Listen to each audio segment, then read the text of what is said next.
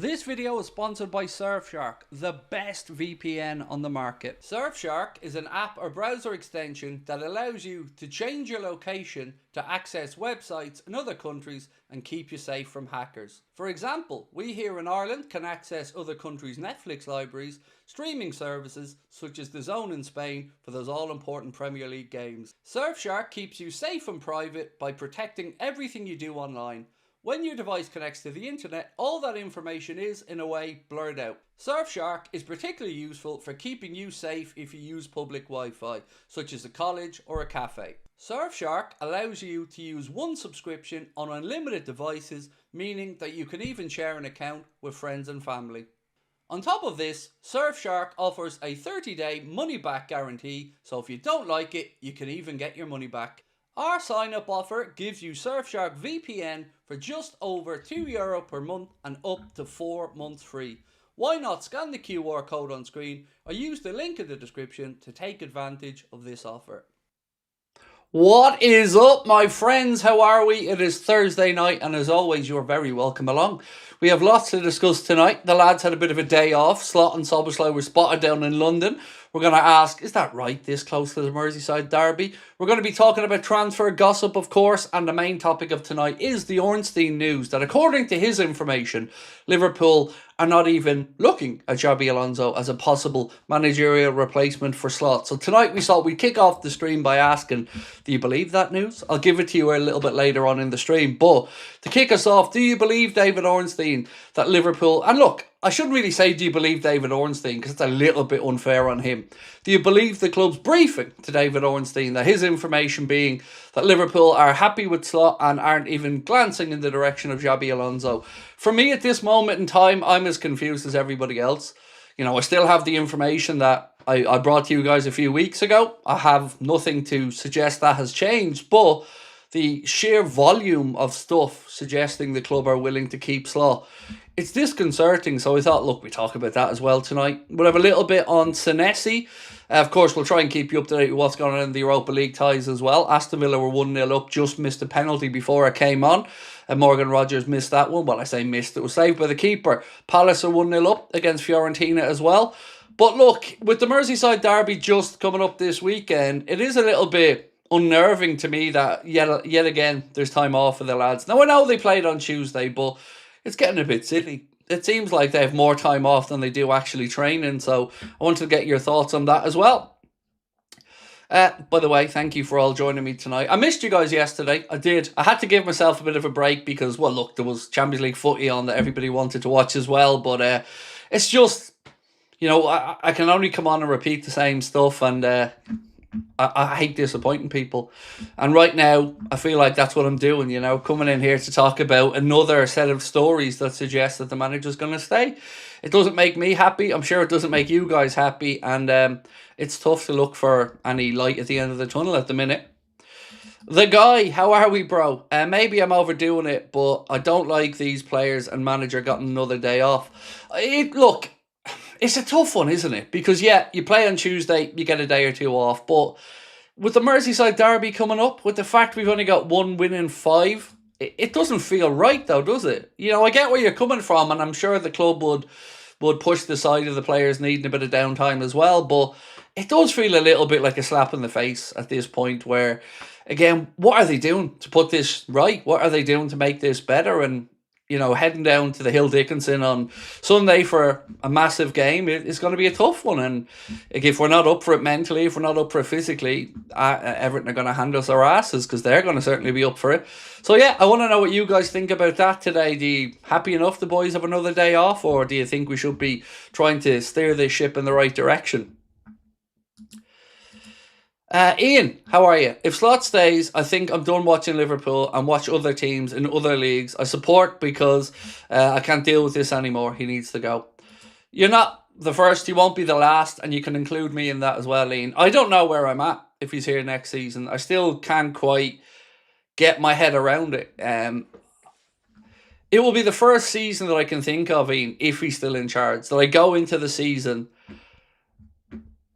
just devoid of any optimism, you know. But I think it's going to run deeper than that as well, Ian. Like, I'm concerned going forward with the Richard Hughes stuff, the Michael Edwards stuff.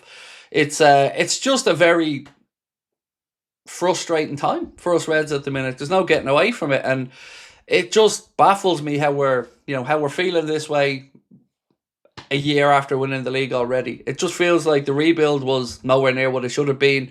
The opportunities to bring people in seem like they're going to have to be a bit of a sell to buy. We'll talk about that as well. Not starting Mo Rio was the downfall. He fecked up, said Jaden. That was inconceivable to me, Jaden, that he didn't play them two boys from the start against PSG. But look, I'm not surprised that we didn't win that game. I said to you guys that I didn't think we were going to overturn that one. We really had going into that was the hope of the Anfield factor. But based off what we'd seen this season, were we really thinking we're going to turn that around? Now, look, what I would say, Jaden, is I definitely don't think he gave us the best chance to turn it around by not starting those two. We've seen a lot of people bigging up the second half performance from Liverpool. But, once again, unfortunately, that was just too little too late.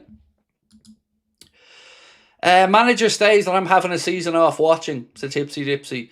Look, I've been honest with you guys and said I don't know if I'll be here as much next season if he's still around either. Now, I'm not saying I'm leaving the channel, nothing like that. But I can't go through another season like this season from an emotional standpoint as a fan, and that's before we even put the channel, into the conversation. So I'm certainly not saying I won't be here next season, but I definitely don't think I'll be as eager to make as much content when I know how I feel about the manager, and it isn't great. I'm not watching until he gets the sack, said 195 Chrysler. Look, there's a lot of Liverpool fans who are unhappy, and I guess the real question for me here is how much of this is real, because that is the great unknown. Everybody I'm speaking to seems to have a different opinion.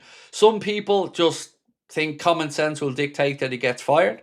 Others think Champions League football might get him another season. A lot of people at least are coming around to the idea that if FSG do run with him, the likelihood is they're not going to extend his contract and they're going to see how it goes. Now, I don't know from Slot side how we'd feel about that either. But I can only be honest about what's out there, My information is still that it was trending towards Alonso, but with that Ornstein story today, which I'll talk about in a little while, it certainly casts some doubt over that situation. Soham, how are you, my friend? Unpopular opinion, Craig. In my opinion, Slot is playing boring football because of the injuries in the squad. I'd give him a proper squad. He could do much better. So, lot to unpack on that one. I definitely think we'll be better next season. Come what may, whoever's in charge, and I've said this for a while, we'll see an improvement. But where it all starts to unravel a little bit for me, mate, is yes, there was a lot of changes in the squad. But I can only reiterate what I've said before. Liverpool intentionally did nothing in Slot's first year. Yes, Chiesa came in and Georgie was brought in for the future. He went out on loan. But they chose to go through those two windows and do nothing.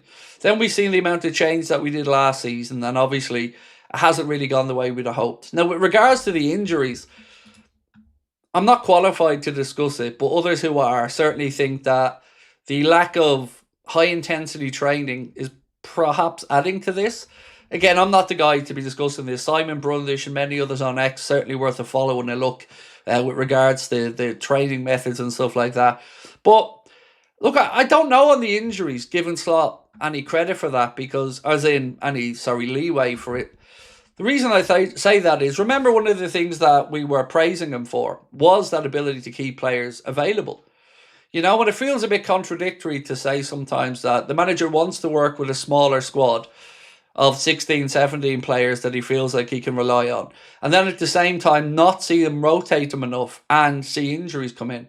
Now, from what I can gather, the situation with Hugo Ekitike and his Achilles, from my little bit of research on the Achilles injury, very difficult one to come back from. Some people come back and do get back to that explosive level. Others struggle a bit longer. The Achilles really, really important. So it just it does feel like this has been a season where many factors have worked against us, whether it's, the passing of Diogo, the style of play changing the league. But all of it for me comes back to one thing. Have we looked better as the season's gone on? I think the answer is no. We're currently still 1 win in 5. So we can't ignore the fact the manager lost 17 games this season yet. There's still more to go. I just don't see the common sense. If you don't have the buy-in from the fan base, I think it's not going to be it's not going to be a positive outcome for Arna, but yeah. How long before players like Wirtz and Isak, asked to leave? I wouldn't have a clue. I wouldn't even know how to start with that one, Malty, mate. I don't think Wirtz is angling for a move anyway. You hear comments from him during the week saying things like, we owe it to the fans, we owe them a better season. So yeah, on that one I'm okay. But look, Isak, and I don't mean this to sound rude towards Isak, but to be fair, he's got to do a lot of proving. He can, if he started to say, I wanted to move away, he's like, come on, mate, you've done nothing since you've been here because of injuries and whatnot. So, it's going to be now a very important end to the season for Isak, because he is the number 9 now, because, no Ekitike for the foreseeable. So Isak's going to have to step up a little bit. Now, I'm trying to think through my team for the game against Everton, and every way I look at it, I end up with Cody Gakpo in the team, and that frightens me. So I don't know what to think about that one either. Kelvin, how are you, my friend? Said, I've supported Liverpool since 1965. I've had highs, lows, joys, disappointments. This is the first time I've been indifferent. Yep, and that's exactly how I feel. Look, you all know how much Liverpool impacts me. You see it week after week. When it's good, I'm great. When it's bad, I'm angry.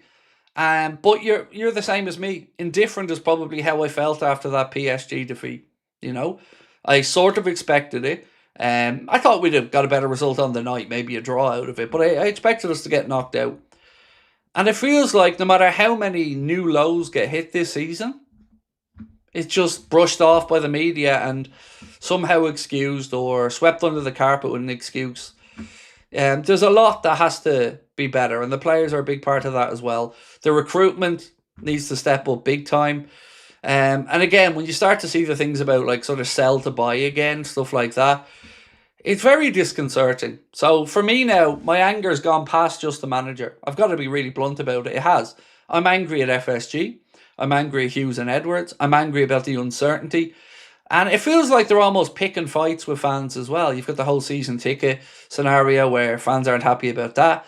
I think there's a campaign now, like not a penny to be spent inside Anfield if you're going there. It's just, it just takes a remarkable amount of fuckery to get from this happy place to here. And indifferent is probably putting it kindly. I'm so disappointed and I'm so disheartened. And I'm not at all optimistic. And that's not great when you're a football fan, is it? Craig, never thought I'd be so gutted about a player getting injured. Just adds to my current disappointment and confusion regarding the club, said Colin. Yeah, look, the Hugo injury, that is just bad luck. There's nothing else to be said on that. There's no blame to be attributed to it. It's just bad luck. And it's really bad luck for Hugo as well. World Cup around the corner for the lad. I seen one comment from people, actually. I said in the video yesterday, I think it was, I said, we wish Hugo speedy recovery. Liverpool fans are all right behind you. And there was a comment that said to me, Liverpool fans were starting to turn on Ekitike. And I thought, really? I've not seen anyone turn on Ekitike.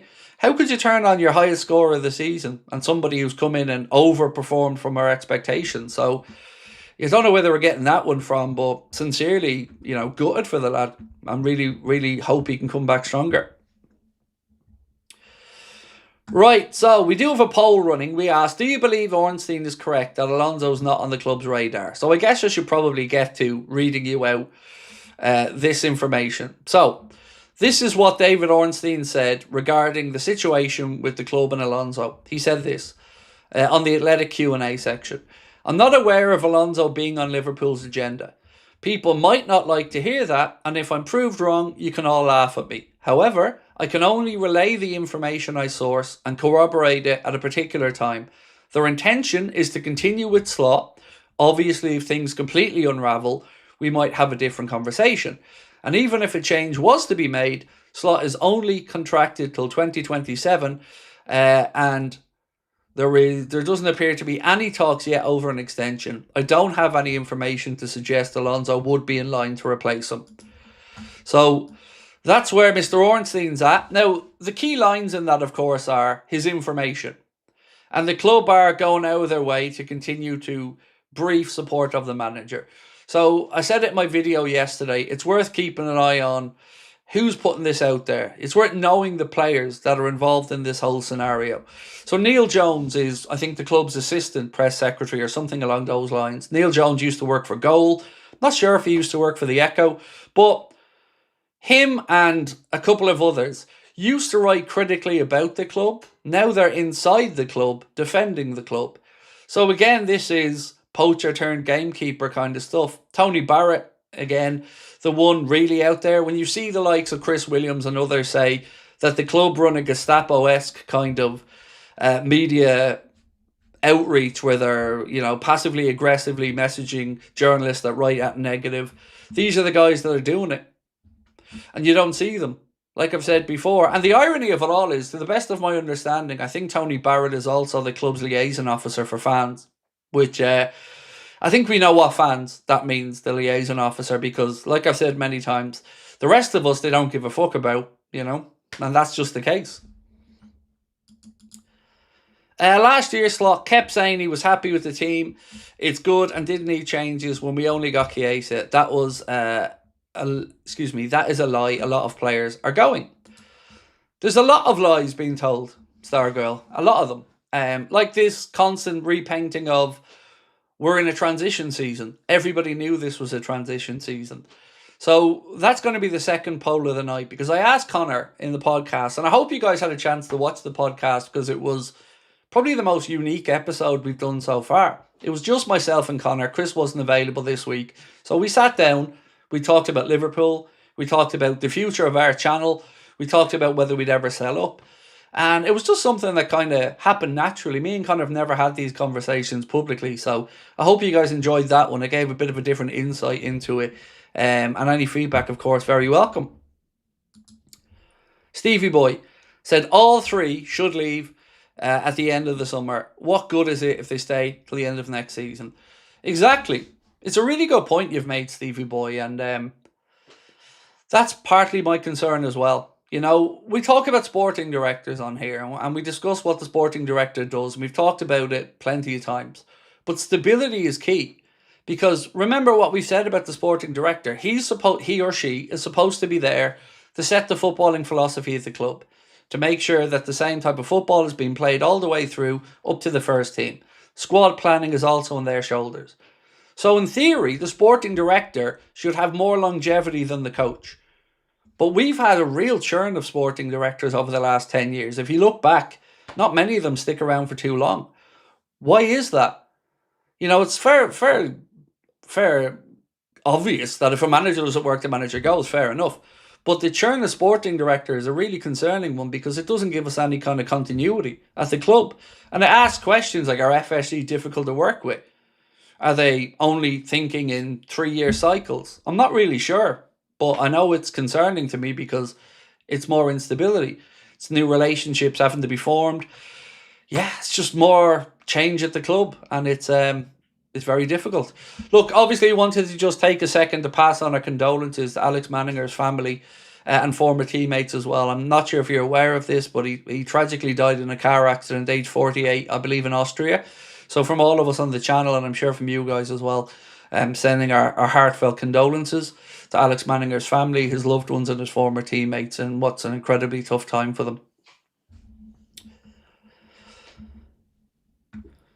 At VX1014, how are you, sir? Said, Liverpool fans are some of the most loyal and heartfelt, and despite being rivals, I don't like to see owners treat their fans like this, not listening and not caring. Well, thank you for that, mate. Appreciate it. And I had some similar sentiments towards United fans as well. They've been through a lot, and I get their frustrations. It's so disconcerting when you love a club, but like we all do, and we all pay our money in whatever way possible for you. Whether you're a season ticket holder, whether you're somebody who goes a couple of times a year, whether you're somebody who watches from afar, buys your Liverpool memorabilia, buys your membership to the club, pays for your TV packages, and to feel like so many people are just being ignored and not even acknowledged by the club. That's what really, I think, is winding a lot of fans up here. It's like, despite all the evidence to the contrary, the fans' opinions on the managerial situation don't seem to be coming into people's thinking at all. It's really, really disconcerting, and it's really demoralising because, yeah, look, we shouldn't be dictating everything that goes on at the club, but there's a clear direction of travel here of people's anger and frustration, and it seemingly is just being ignored.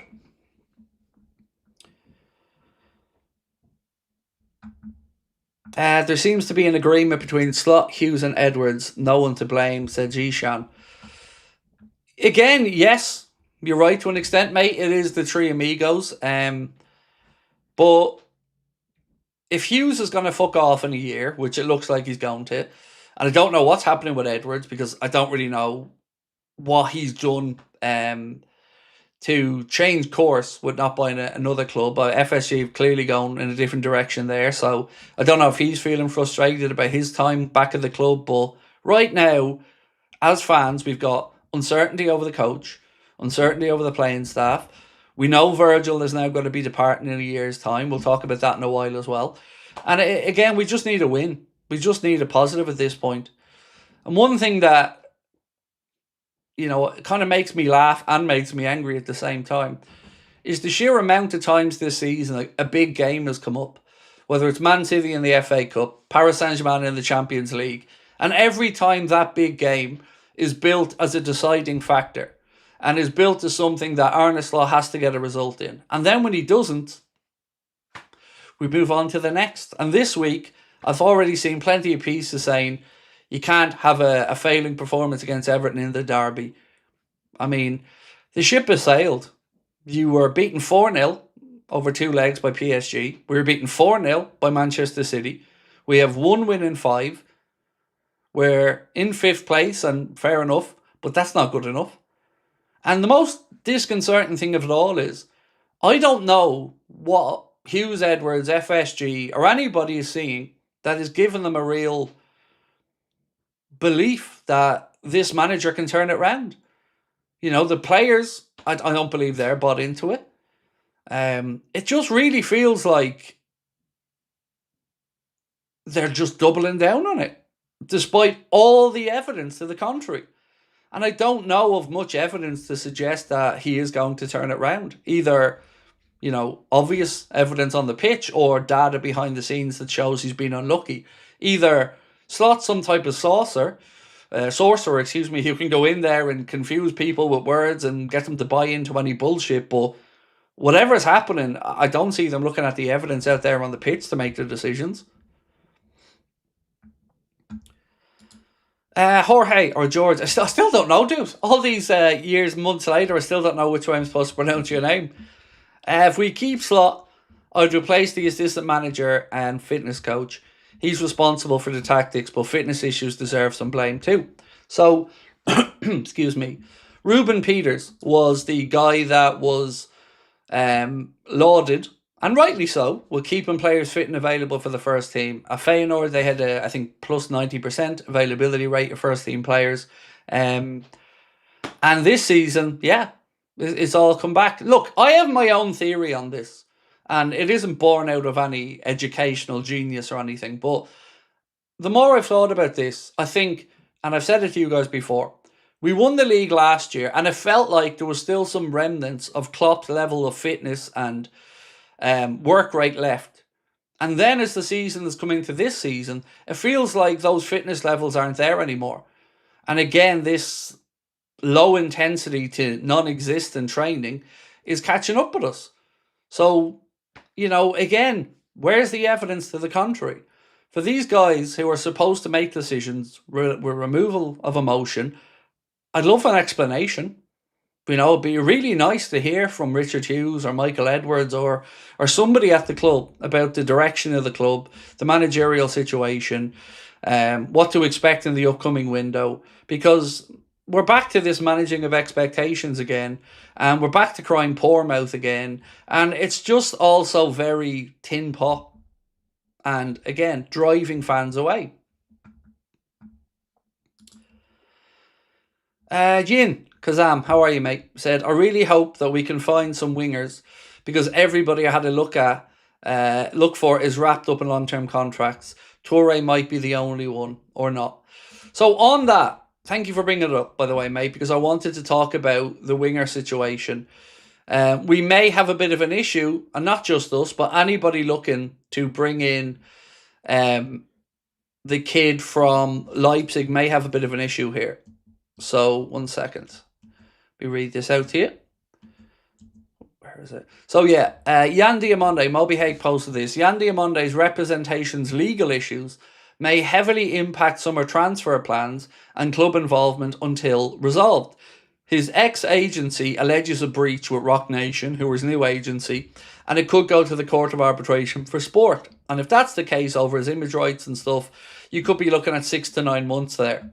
So if all of that is going on, it makes a move for Diamonde, for anybody, not just Liverpool, very, very difficult this summer. So that could be, and I say could be because maybe they work it out, but that could be one option off the table. We've talked about Elise in Dreamland before. That doesn't look like it's on the table. So Bazamana Toure certainly looks like there's some credibility to that one. But I don't even think one winger's enough at this point. I think you need two. One that's solely for the right-hand side, and then one that can be multifaceted and maybe play off either. You've got Gakpo and Rio for the left side. At the moment, we've got Mohamed Salah and Chiesa, but most likely both of those gents are going. We know Salah certainly is. So we need somebody there. We need a DM. I also want to pass on our condolences to Elliot Anderson. His mother sadly passed away. That news broke earlier on today. Must be heartbreaking for the fella. So sincere condolences as well to Forest fans, to Elliot Anderson and his family. Roshi said, Shanks would be disappointed in me, but if Slot remains coach, I'm taking a break from the club. Shanks built their identity, Klopp rejuvenated it, Slot has destroyed it, I don't recognise Liverpool anymore. So, Roshi, for me, when I look at the manager now, I feel anger. I don't feel like, thinking about the club and our games, I feel disheartened. I feel disconnected. But when I look at Slot now, I feel genuine anger.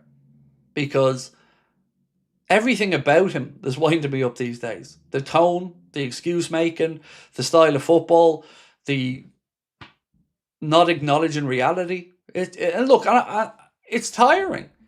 It's tiring for you. It's tiring for me. Nobody wants this, and it just needs to be resolved. Because Liverpool fans are just absolutely fucking fed up. So Paul Gorsta said, Slot bemoaned the side failing to make the most of their XG after the PSG game in midweek, but attempts to pull the wool over fans' eyes won't really work. It's been a tough watch in an attacking sense all season. That has to fall on the coach, regardless of personnel available. Now, I said this to you guys when he came out with that XG nonsense. He said Liverpool underperformed their XG against PSG. The fact of the matter is this. In that game, Paris Saint-Germain had 6 shots on target at Anfield. The game that everyone's trying to make out like we had some type of moral victory in. Over 2 legs against PSG, we had 5 shots on target. They had more shots in the one night at Anfield on target than we had over the 2 legs in total. There was no moral victory to be taken from that. We were beaten home and away. The fact that the players got the finger out for 45 minutes isn't good enough. And nor should it be celebrated. How many times have we said this is now the standard? Galatasaray performance, that's the standard. Second half against PSG, that's the standard. Really? Second half against PSG, losing that half 2-0 is now the fucking standard. This club is just rinsing itself of any credibility at the minute. I don't even want to hear about the Liverpool way or standards or any of the other shit that the players and the manager like to come out with. Because it's all just empty words. 1 win in 5 is a piss take with this squad. 1 win.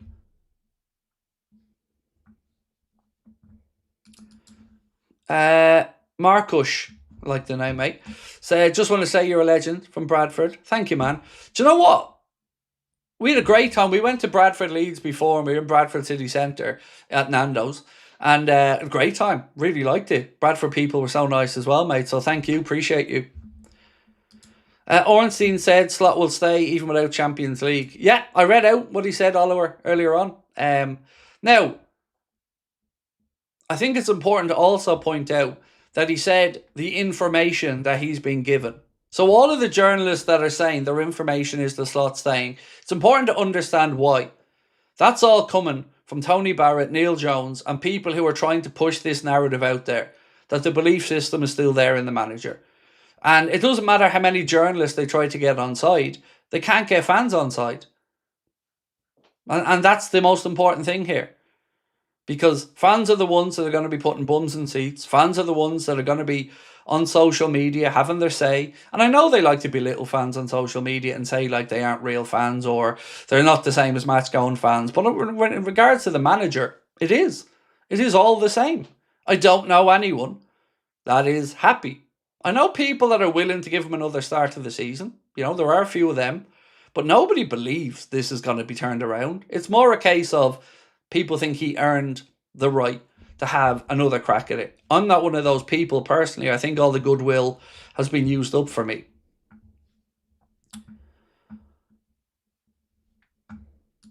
Mad question to ask, Stargirl said, FSG could be selling the club.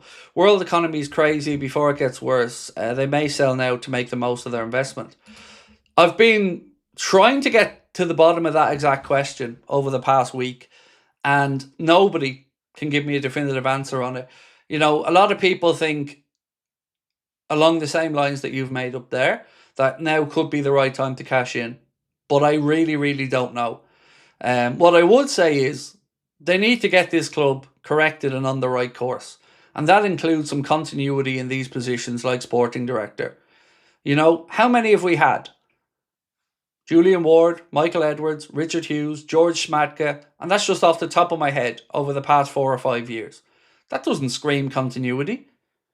We need somebody in there for the long haul. Somebody who isn't going to be lured away by Al Hilal or Saudi Arabia. Somebody who is going to stay. And the only reason I can think of for the constant churn of sporting directors is FSG and the way that they operate. Because it feels like that even when 700 million quid's ringing through the tills from one end of the year to the next, they still want to cry poor mouth and they still talk about running Liverpool in a sustainable way. Last year, like I said, this was our huge summer. We had £450 million spent, but with the money recouped, we still spent less than Arsenal. And that was our big summer. So I don't know what to expect in the summer with regards to signings, but I'm worried that it's going to be a lot of filler and not a lot of star power. Now you might say, look, star power hasn't worked out for us this season, but we do need to make sure that we are challenging because Manchester City aren't going to go away. Chelsea are going to keep throwing money at it. Manchester United look like they're getting back somewhat to some form of normality. Villa are going to strengthen and they're probably going to have Champions League football via either the League or the Europa League by winning that. So, you know, we can't just sit still. And we have to show some genuine ambition. Where is the desire to win? Because that's what's missing from these owners. A real lack of desire to win. I know they have won. But like I said, do you really think that they sit there in Boston and they're frustrated that we haven't got more trophies? I don't feel that way. I've never felt that way about them. I think they just want the club trending in the right direction. A little bit of success along the way is fine. But just look at every sporting institution that they run. None of the fans seem to be happy. Red Sox fans are absolutely doing their nut. You know, they've already, I think, flipped or about to flip the Pittsburgh Penguins. You know, there's no real continuity.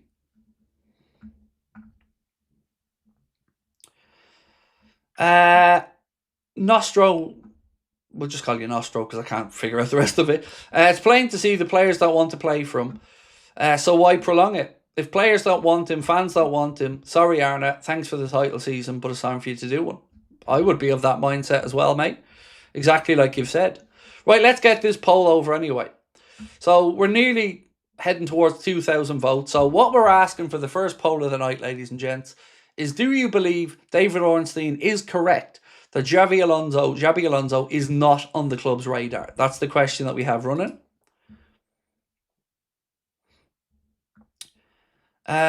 Ukraine Mapper said, Craig, what do you think it will take for Slot to get sacked? Every time I think we've hit that threshold, apparently it hasn't been enough. So the new magic threshold seems to be Champions League qualification. Now, of course we want Champions League as fans, but we're in this really weird mental place now of not really wanting our team to win, but wanting our team to win. Because if you win, the consequences of that is probably more of Arna. And if you don't win, that probably moves you closer to getting rid of Arna, but then you have maybe no Champions League football. And for them to continuously put us in this place is a piss take. Just give me a yes or a no. Do you watch Liverpool games and not know what way you want the result to go? Now, be honest, because I've said to you guys before, I can never wish for Liverpool to lose, but I've gotten pretty fucking close this year, because every time any result comes around, the positive nonsense is coming out to say, oh, look, he's turning the corner, he's figuring it out. And that constant churn of your emotion of, well, if we did get whooped, maybe this gets rid of him. But then, of course, you're feeling bad about yourself, because you're thinking, well, it's my club. This is the team I support. How could I even mentally get to a place where I'm wanting the results to go south so he can get rid of them? It's fucking horrible. David Murphy said, why is there so little accountability aimed at the players? Man United blame managers over 10 years and miss the problem every time.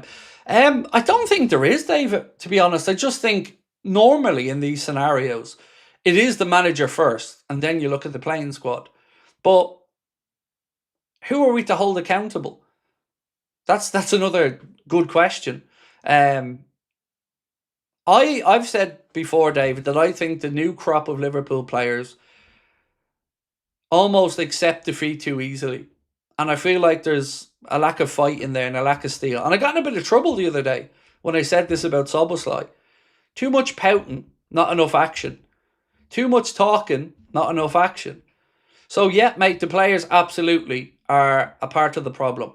But we've made a load of changes and gotten worse in that regard.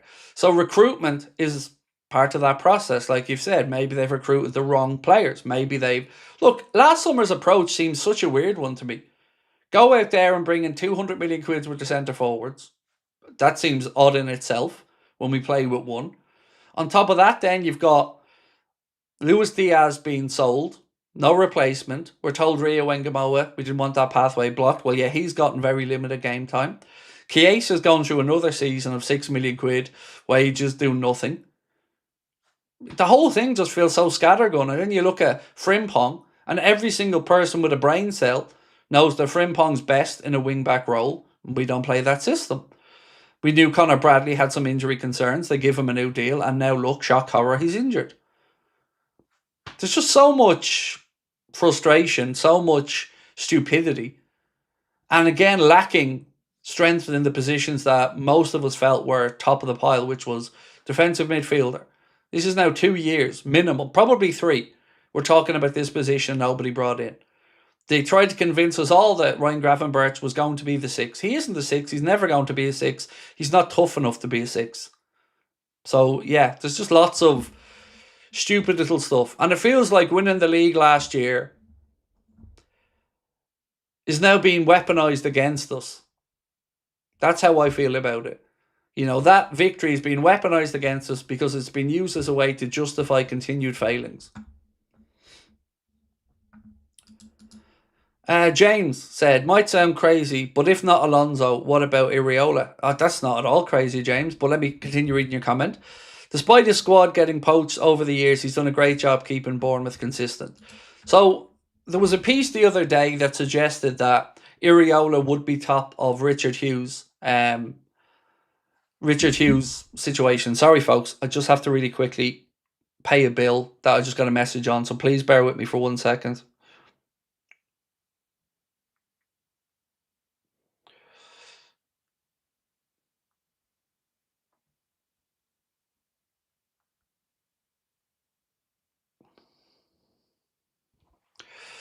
Cool. Exciting. The guy's just literally right now at our house putting the arcade machine into the office. So I had to just pay that bill there. So excuse me for that for a second. And sorry, yeah, it doesn't sound like a stupid thing, James. There was a piece, like I said the other day, suggesting that Richard Hughes likes the idea of Iriola. Now, I've got to be honest with you. I like Iriola as a coach. But being a good coach isn't good enough. to come into a club like Liverpool. You've got to be a figurehead, statesman-like. And I don't know whether Iriola would have the gravitas to carry out the role. Yeah, it's a weird one because as a coach, absolutely.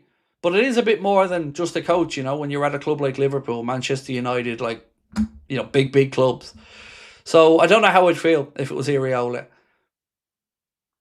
I feel like it's another roll of the dice. But then again, is there anyone at this point that isn't a roll of the dice? But what I do know is the roll of the dice on Arna is over and it hasn't worked. And I don't think it is going to work. You see what we're looking at getting drawn back in and what are the chances it happens? I don't know what you mean by we're looking at getting drawn back in. Oh, Darwin. Sorry, I can't even fucking read. Sorry, Leon, I can't read. Yeah, Leon. Or Lennon. Oh, my God. Craig, learn to read, you absolute dope. Sorry, Lennon. Looking at getting Darwin back? No, zero chance of that happening, mate. We'd be a laughing stock. And rightly so.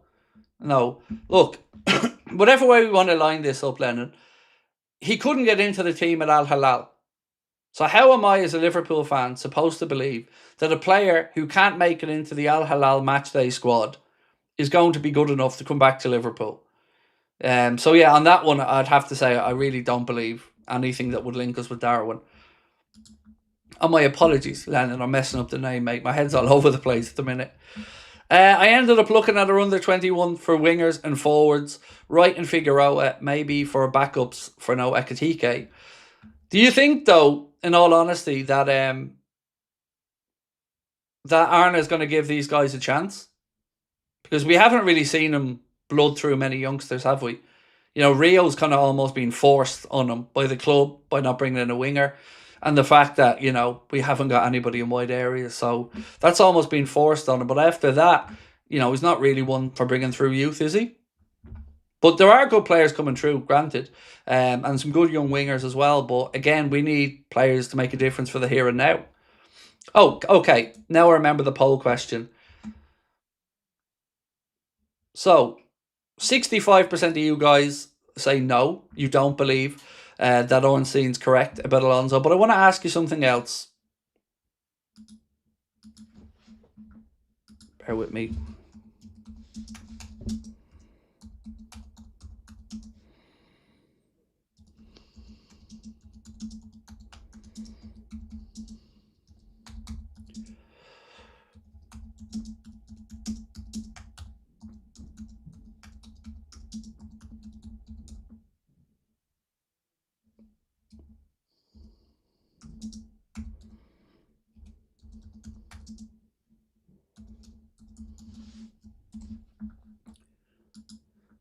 Okay, so the question that I'd like to ask you now is based off comments from Arne Slot during the week.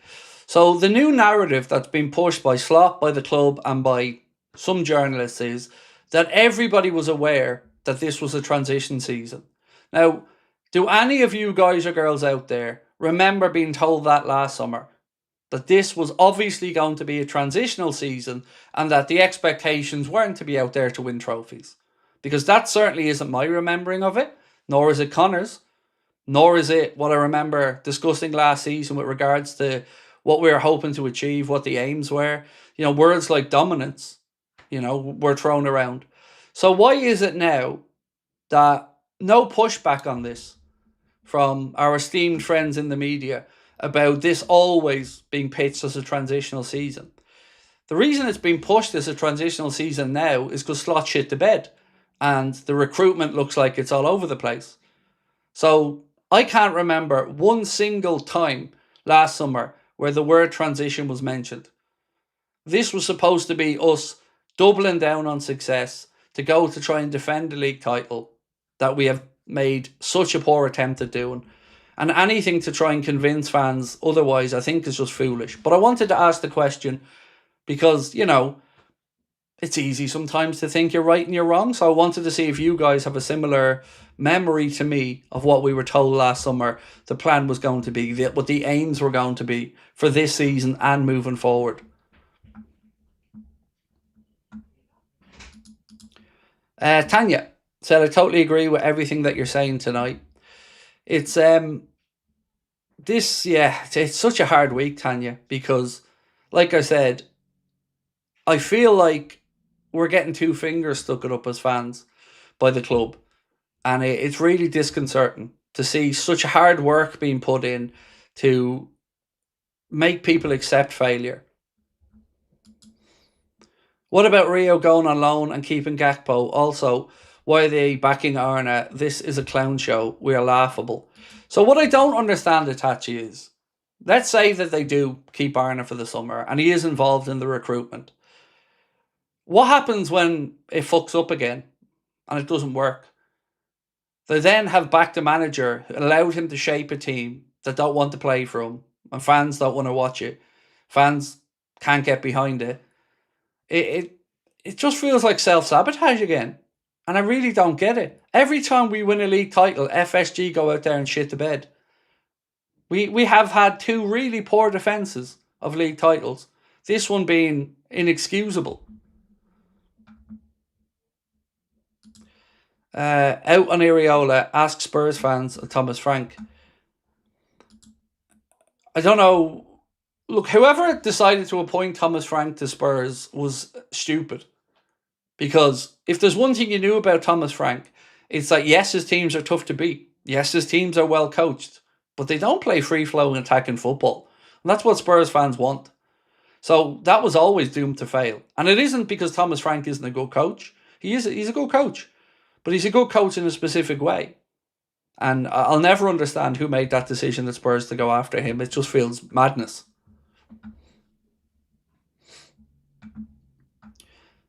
Clayton said, Slot at the beginning of the season said that we're going to challenge on all four fronts. He's a chancer and a gaslighter. Yes, absolutely. 100%. And I would throw the word arrogant in on top of that. Because for me, not only has the football been egregious, the comparisons to Jurgen Klopp and what he did are egregious. The excuse making is egregious. The denial of reality is egregious.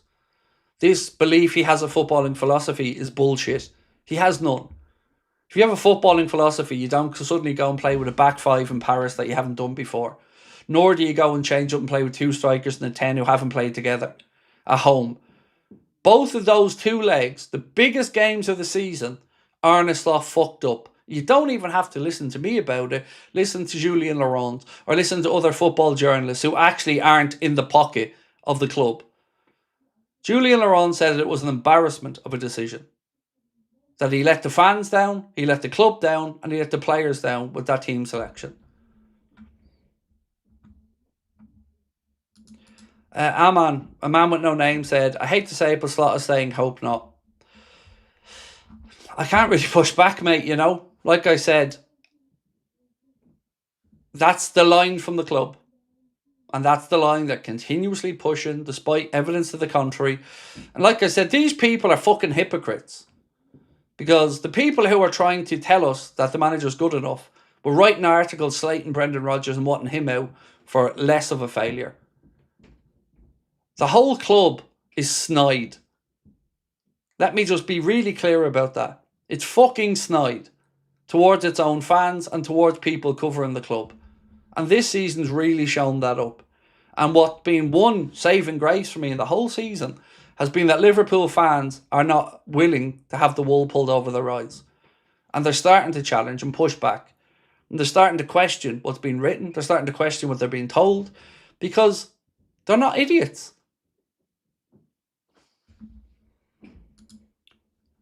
Benny said, Craig, I do not view this season as transitional. With all the signings last summer, I thought this was a genuine chance at a quadruple.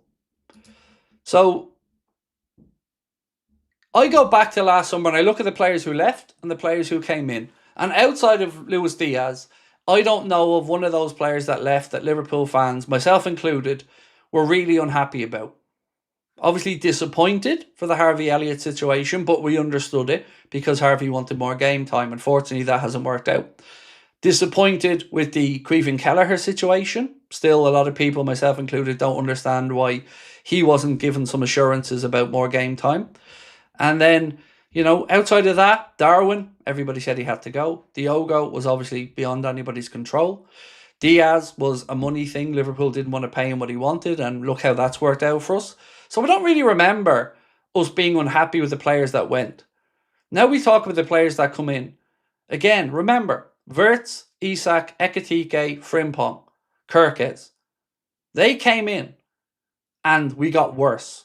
We got worse because it feels like there was an approach to the window where they went and signed all the best names. But did they really sign the right ones for the team? Did they really sign them with a knowledge of how they were going to play? I think the answer to that is probably no. How many different positions have you seen Wirtz play in this year? Dominic Szoboszlai was right back again against PSG at one part in that game. The team lacks so much balance. Midfield's a piss take. Our midfield's too soft. Our midfield's all over the place. Our midfield cannot get a hold of a game. Our centre-backs are having to bypass the midfield and going directly into the channels to wingers that can't beat a man. Possession-based football is boring. It just moves it side to side. So many things, right down to his proposed football philosophy. So we're 2 years into Arne Slot's time at Liverpool. Here's a game. Give me 2 sentences on what our style of football is. What's our identity? You won't be able to do it because we don't have one.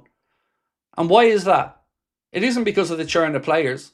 It's because of the clown that's in charge.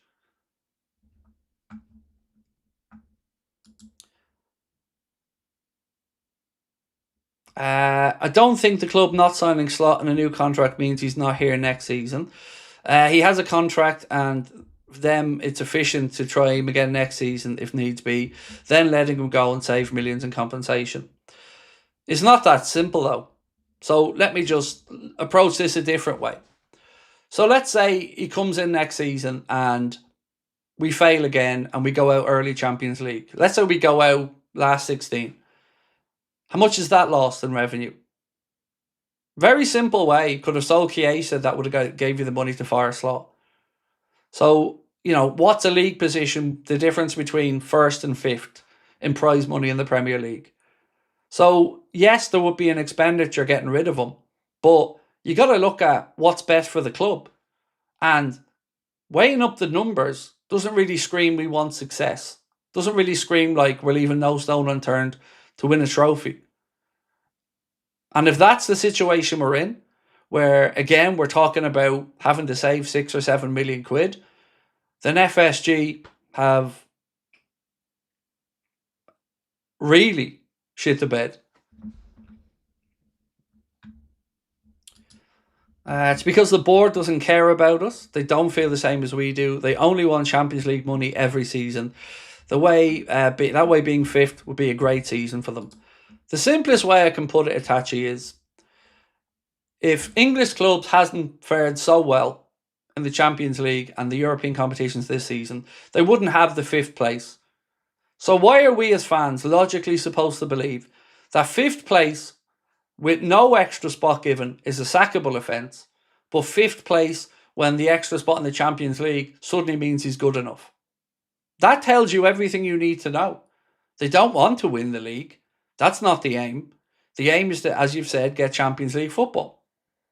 And the fact that 5th place in 2 different seasons can give you 2 different things, but it's still acceptable, all they're doing right now is basically telling us that they don't want to win.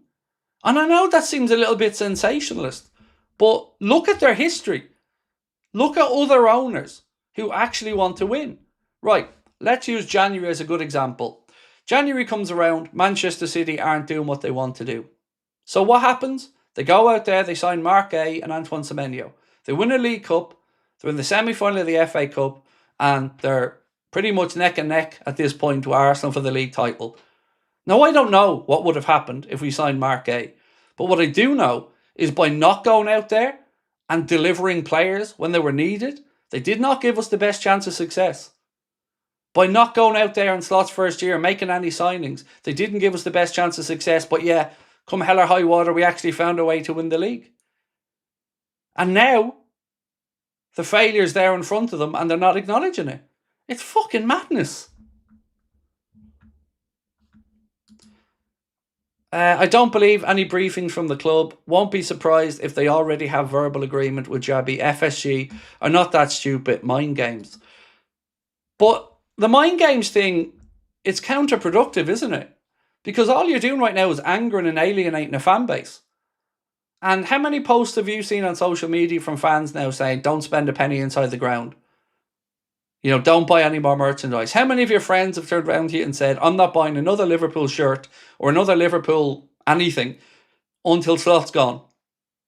So these are all things that have to be taken into account as well. And why would you gaslight your own fan base to keep a failing manager? It is truly pathetic. And I made a statement on this channel about a month ago that, again, some people pushed back on. And I said, you'll never walk alone is a myth. And that exactly is right. It's a fucking myth. All they are to these people that run the club are slogans to cash in on, to use for marketing purposes. They don't walk the walk. They don't live it. They talk about it enough, but they don't live it. They don't give a fuck how you and I feel. And that needs to be acknowledged. Because when they're gone and they've cashed in and they've gone about their lives, we're still going to be here, watching, loving, being frustrated, being happy, being sad. We're here for good. They'll come and go. Slot will come and go. Hughes and Edwards will come and go. But we're all invested in this for life. So I don't understand gaslighting your own fan base. And this is all that they're doing. Because why have they gone out of their way so much to push the narrative that they're back in Slot? If you really believe in somebody, you don't need to keep telling the world about it. You don't need to keep coming on and saying, it's like me coming on here at the minute and saying every 5 minutes, channels are not for sale, lads. Channels are not for sale. It's not for sale. Nobody asked Craig. Yeah, but it's not for sale. You know, it's just weird. I don't get it. Andrew said, for the first time, I can't be arsed with the team, Craig. All the enthusiasm has been sucked out of me. Where do we go from here? Slot is staying. That's, I guess, an individual choice, my man, as to how we approach it next season as fans. I don't know where I'm going to be if he's here, and I can only be honest about that. I'll be involved in the channel, but I don't know to what extent, because I can't bring myself to go through more watch-alongs, having hours of people being upset, coming into match reactions, having hours of people being upset. Breaks my heart. And the reason it becomes so much more egregious to me, Andrew, is because a lot of this is fixable. So we're all going through this pain, this disenfranchisement from the club, this distancing of ourselves from it, and it's all so unnecessary. That's the real criminal part of it, mate. Our style of play is easy to identify, inconsistent BS. Yeah, fair. But yeah, not really having an identity is again 2 years into managerial reign is weird. And where is the similarities? Where have they gone? Where is the 4-3-3 high intensity, high press brand of football? Someone saying congratulations to James. What's happened? Let me. I love a congratulations. Where are we? Where's James? Hey Craig, I completely forgot to let you know. My second daughter was born on the 7th of April. You mentioned letting you know about it. Sorry, been very busy with daddy duties. James, thank you. Thank you for letting us know, bro. That's cool. Congratulations to yourself and welcome to the world. New baby. That's awesome. Do love a new baby, mate. So welcome. Well played.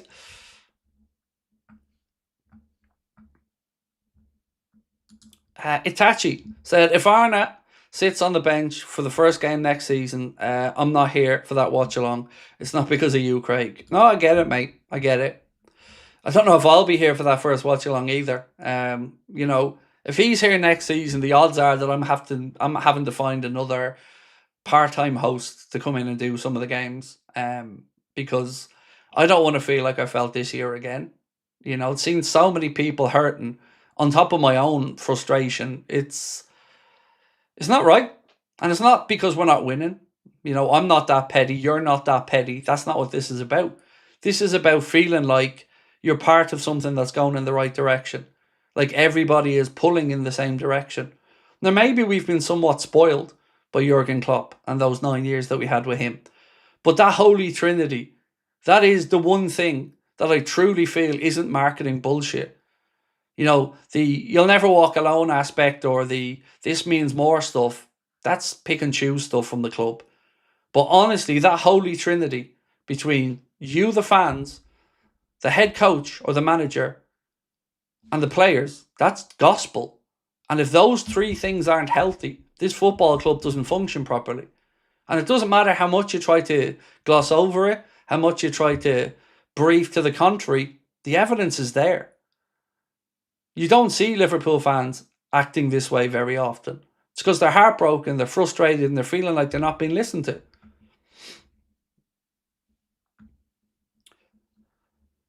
Dave Toys, how are you, Dave? Said, saying it for years that FSG don't care about winning.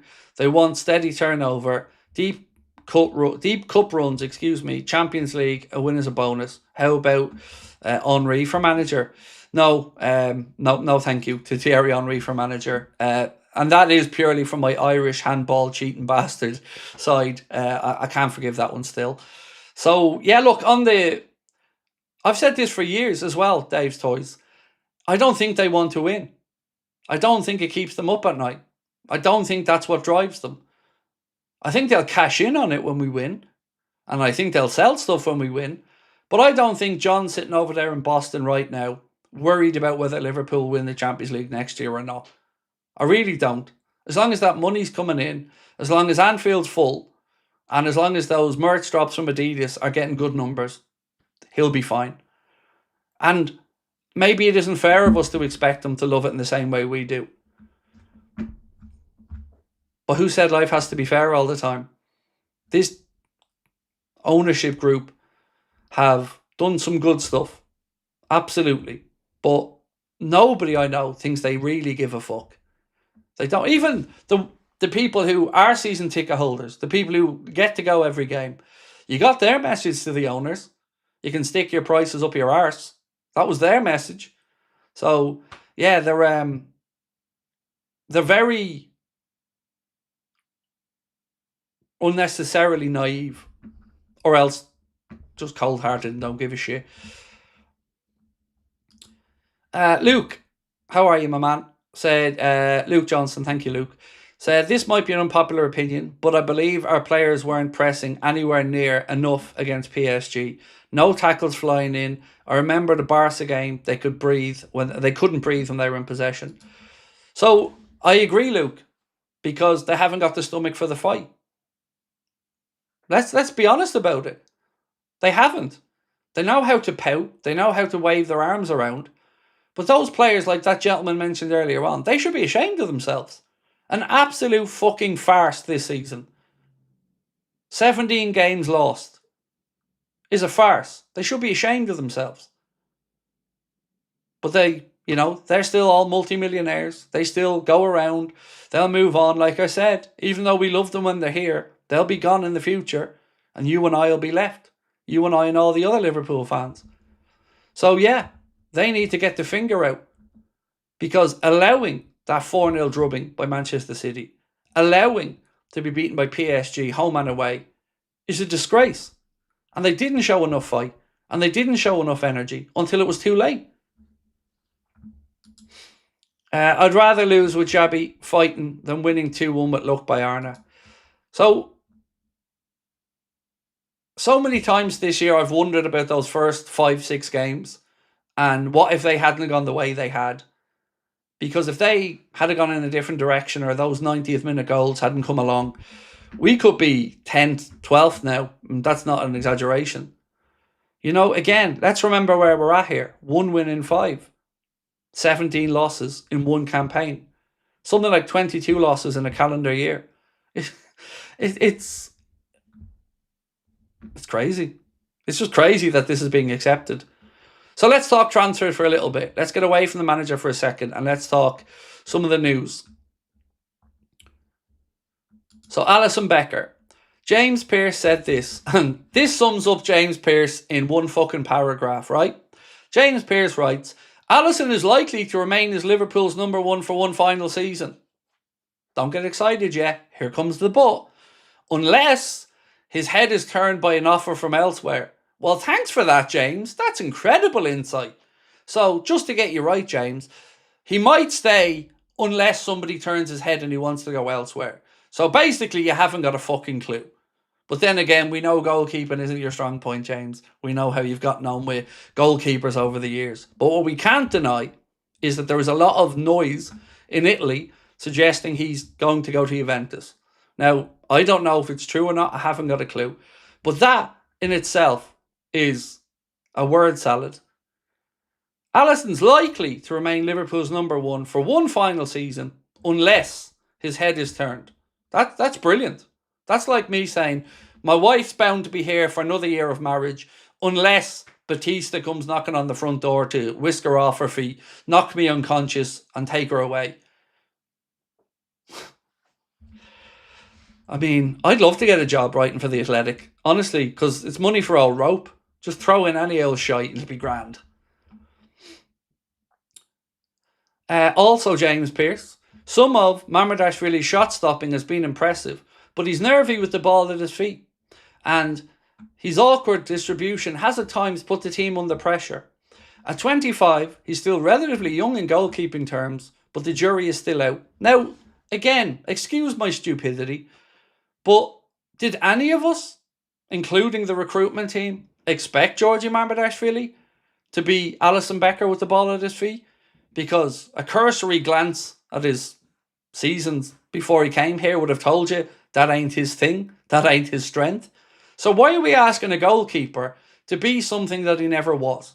Or why are we using that as a stick to beat him with when that wasn't why he was brought in? He was brought in because of his shot stopping, because of his physical presence. It isn't his strength to have the ball at his feet. So why is it now being used as a yardstick to beat him with, rather than calling out the recruitment? How about, why did we get rid of Kelleher? Why didn't we fight harder to keep him? Why didn't we have more faith in him?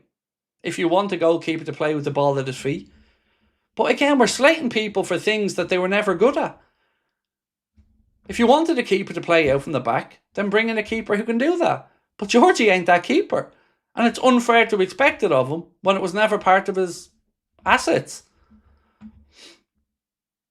Also, James Pearce, it would be disingenuous to suggest Liverpool rely on generating money from offloading players in order to land the top transfer targets.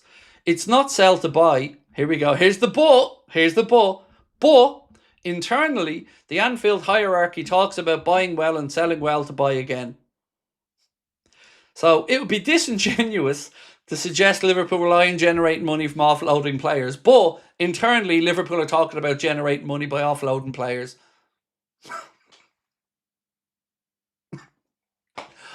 Oh.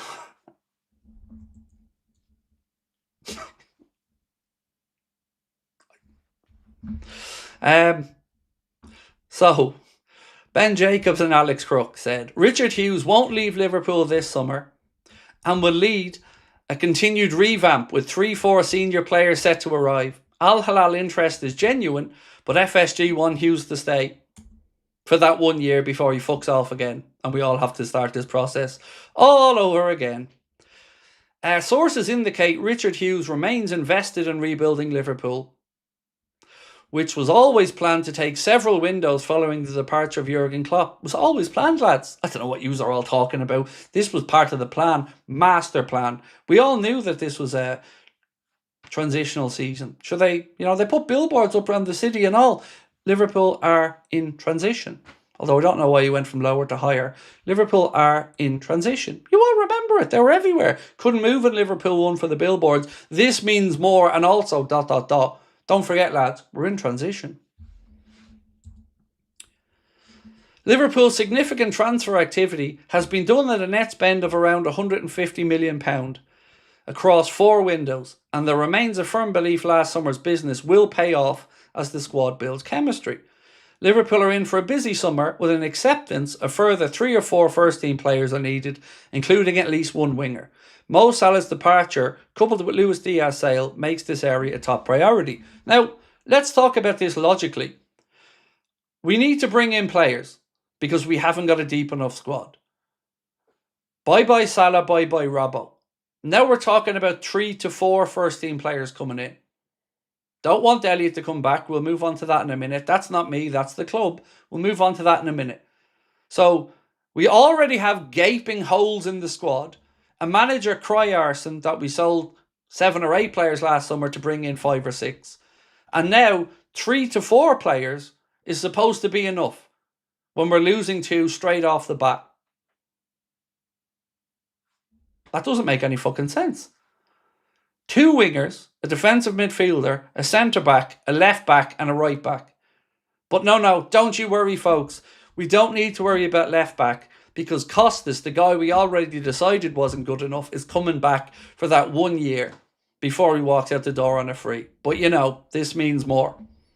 The smart decision makers are making these smart executive decisions, removing emotion or seemingly any fucking common sense either. So get ready to see another player walk out the door for free in a year's time. Whoop, whoop. This from Ben Jacobs as well and Alex Crook. It's worth noting that Klopp's own team also wasn't built overnight and was the product of around 5 windows. This is partly why Liverpool still back Arne Slot and believes a full rebuild under him is yet to take place. Hughes remains committed to the task. He's so committed that he's not signing a deal to stay. Richard Hughes is so committed that he's doing 1 more year before fucking off. That's a level of commitment that, really does say something, doesn't it? Fills you full of pride, that, doesn't it? Don't worry, lads. Richard's sticking around doing his best Harvey fucking Specter impression for 1 more year because he's committed to this project. He's so committed to it that he doesn't want to be here to see if the team works out or not. But he's committed. Make no mistake. Now, on this thing about Jurgen Klopp, there's a big part of that missing for me. Yes, Jurgen Klopp's team did take years to build. But what did you see under Jurgen Klopp? Continual progression in the right direction. We're not seeing that with this group. Despite 9 months of the season having gotten past, we still don't look any better. We still don't look like we're playing a brand of football that excites anyone. The players still don't look like they understand what's been asked of them. And we've gone backwards. So again, these Arne Klopp comparisons are just nonsense. Because every year under Jurgen, we were going in the right direction. We were getting better. They seem to forget that part. That the rebuilding process that he had to undertake is night and day from the one that Arne has to undertake. Arne came in and basically was gifted a title-winning team. And now all of a sudden we're to feel sorry that this title-winning team is being ripped apart and rebuilt with inferior players. And we're supposed to think, oh, poor Arne. Stop taking us for idiots. David said, do you believe Slot will be here next year? Hope you're well. This situation is killing me. This is a joke. The club is lying to us. So, I couldn't give you an honest answer one way or the other because I really don't know. I'm so confused at this moment in time, David, that I don't know. Because, like you've said, reality is that he shouldn't be. Common sense is that he shouldn't be. And people that I speak to behind the scenes, some of them other content creators, some of them journalists, some of them just fans, nobody wants to believe he'll be here next year. Everybody is saying the same thing, that surely at the end of the season, when they weigh up the pros and cons of the season, they look at how it's all panned out, that they'll come to the conclusion that it hasn't been good enough. That's all we have, though, is hope that common sense prevails.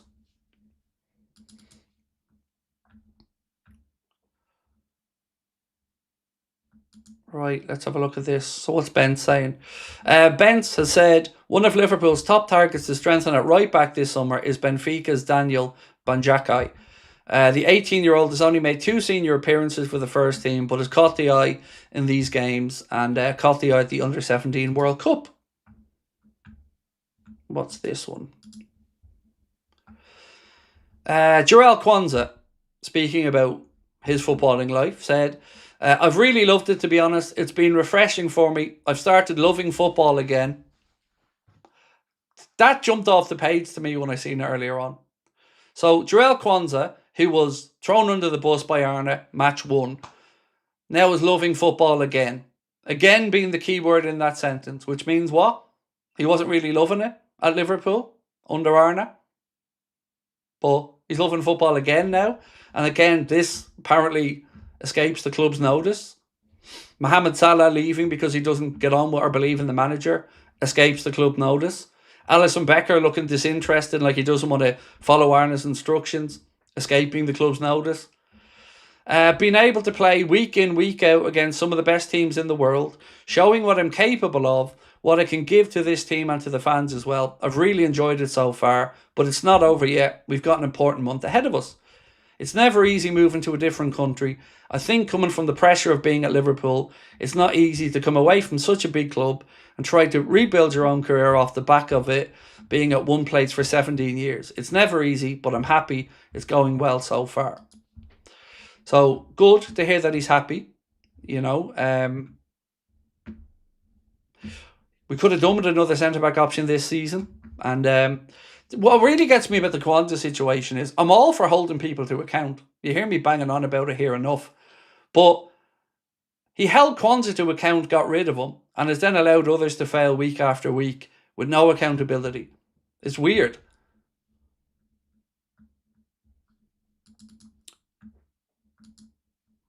Andy Dunn of the Mirror said this: even if Slot suffers the same sort of Merseyside derby defeat that saw Marco Silva's Everton tenure immediately terminated, a 5-2 thrashing in December 2019, it will not be the immediate end for Slot. But anything less than a full-blooded response to the recent disappointments will be the beginning of an end that will come very soon after. So now we're hearing that, no, this is it. This is the big one. If they don't show up against Everton, if we don't get a performance, then this could be the start of the end for Arne. It doesn't matter how many times he shits the bed. There always seems to be one more chance. Dominic King of The Telegraph and of John W. Henry's back pocket also, yes, you heard me there, by the way. You know, we know you love to moan about me, Dom, but it's okay. I still have zero respect for you. He said Liverpool are in no rush to get Harvey Elliott back to Anfield, and they'll look to cash in on the midfielder this summer. Yeah, the fucking geniuses that set this deal up last year have cost the club money. Probably enough money that you could have sacked Arne with, because didn't put anything in there to guarantee we were getting that 35 million. Did you? No. So Elliott's going to come back. His value will have gone down. He'll have a year less time on his contract, and you're going to hurry him out the door again. When he could have been welcomed back into the fold if there was a manager that actually believed in him or believed that he could contribute to the team, like Alonso. But that's okay, because, you know, cold, hard decision-making, devoid of emotion.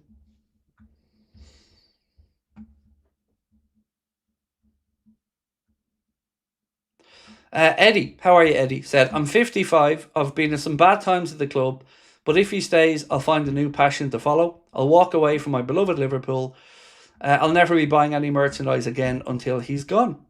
So I think I'm at that point as well, Eddie, with regards to the merchandise. So, you know, I used to get asked quite a bit why I didn't wear Liverpool stuff. And it was usually because it was Nike, or, you know, I'm not really a Nike person. But when Liverpool came back to Adidas, I knew that was going to be it for me. And I knew I was going to be, well, putting my hand in my pocket quite a bit.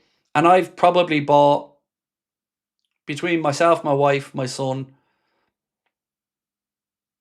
easily £1,000, probably more, worth of Liverpool merch this year.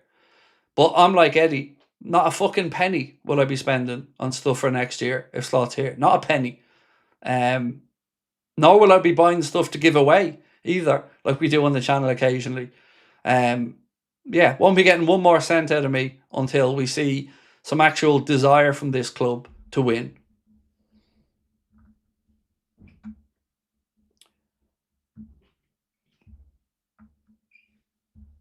Let's talk about Anthony Gordon. So Luke Edwards of The Telegraph, remember our Lukey boy?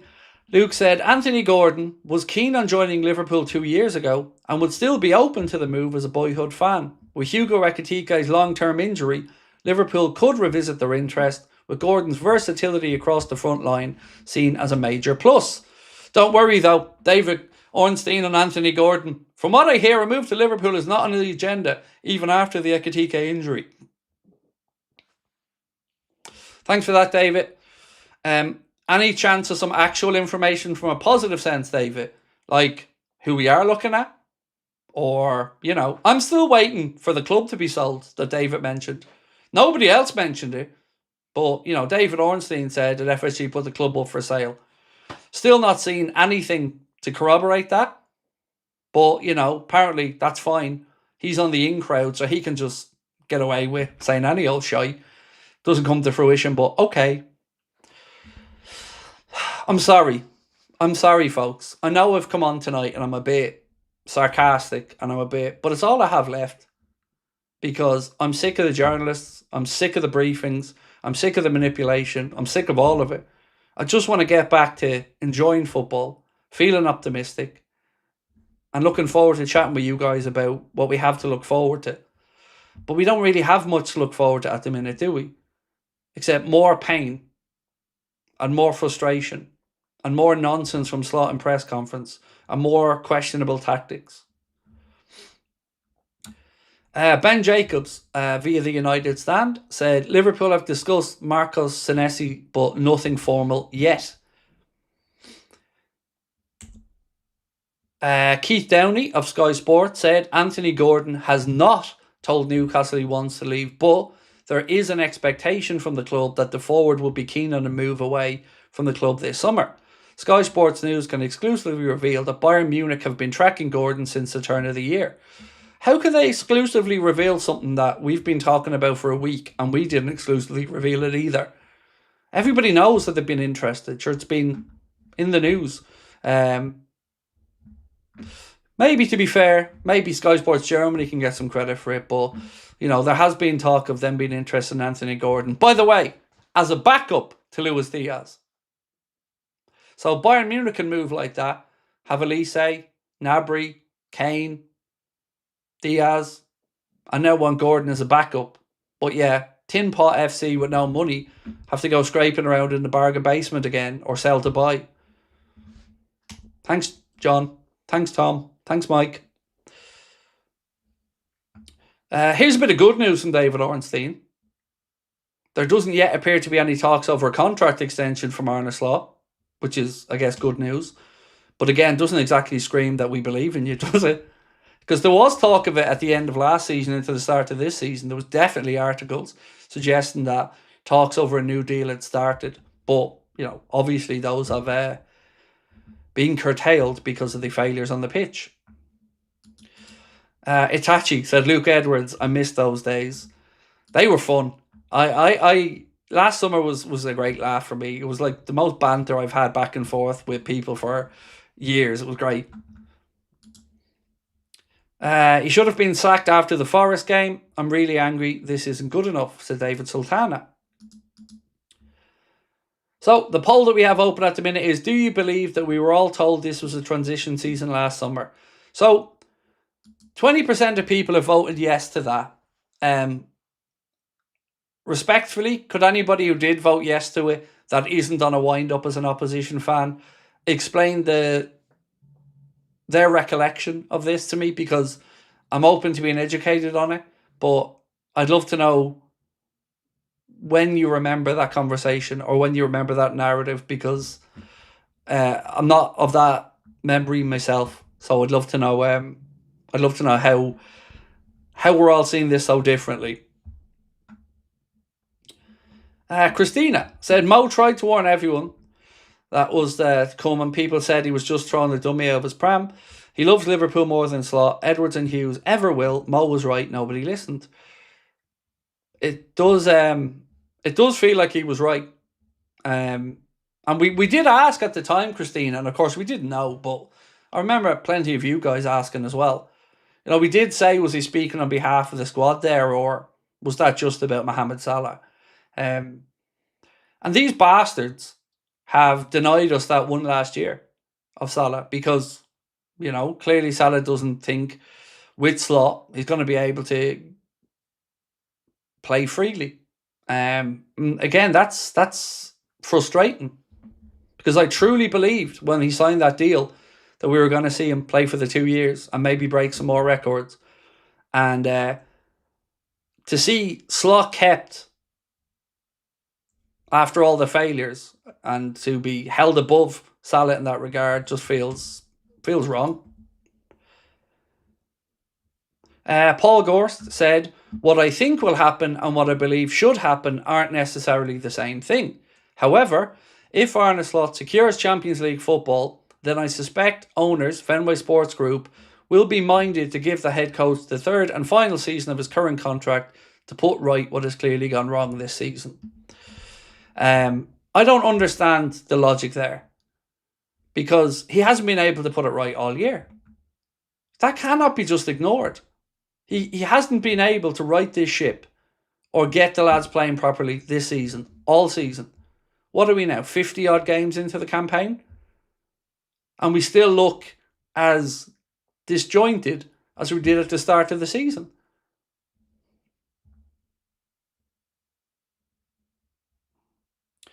Dutchily said, Craig, based on the stuff you know, what do you think will happen with the manager? The common sense part of me thinks he'll be fired. I think, I can see a world where the season ends, then there's that end of season review, and I don't see how logically you can have an end of season review that ends up in anything other than admittance that this has gone too far. This isn't just a disjointed season we're talking about here, folks. This is 17 losses. Yeah. Paul Gorst also. Slot bemoaned the side failing to make the most of their XG after the PSG game in midweek, but attempts to pull the wool over fans' eyes won't really work. The irony of that coming from the Echo really does make me laugh. It's been a tough watch in an attacking sense all season. This has to fall on the coach regardless of personnel available. But yet you guys have been glazing them all throughout the year. I'm never, ever, ever, ever, ever, ever going to forgive James Pearce for that one post. Never. As long as I live, I'm going to despise him for that post. Those with short memories and little patience who were calling for change have been muted as Slot has breathed new life into a managerial reign which had veered so alarmingly off course. When was that? I don't remember new life being breathed into a campaign. I remember losing 9-12. I remember getting whooped by Man City 4-0. I remember getting knocked out by PSG after playing nonsensical football for 2 legs. I remember PSV Eindhoven coming, pulling our pants down and whooping us 4-1 at home. I remember losing the Galatasaray away twice. There was no new life breathed into anything. All there was, look at me, John. Aren't I a good boy, John? Can I have an exclusive, John? Look at me, John. I'll do the thing, John. Look at me, John. Look at me, John. Don't like my morals? Doesn't matter, John. I have other ones. This from Matt Barlow of the Daily Mail said, Liverpool have eyes on signing Tottenham midfielder Archie Gray in the summer if the North London side are relegated from the Premier League. Be a good signing. Very good player.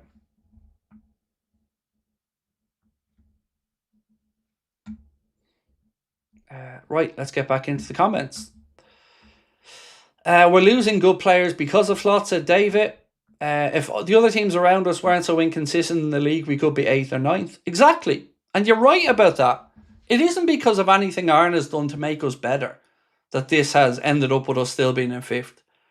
It's that Chelsea are a basket case and the teams in and around us are as inconsistent as we are. It's not been because of anything he's done to correct the ship. Remember the run we're on right now. We've lost 4 out of 5. That's the run we're on.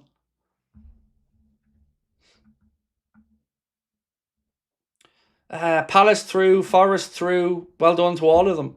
Forest advances to the semi-final. Delighted for them. Delighted for the Villa fans. Delighted for the Palace fans. Yeah, congrats to them all.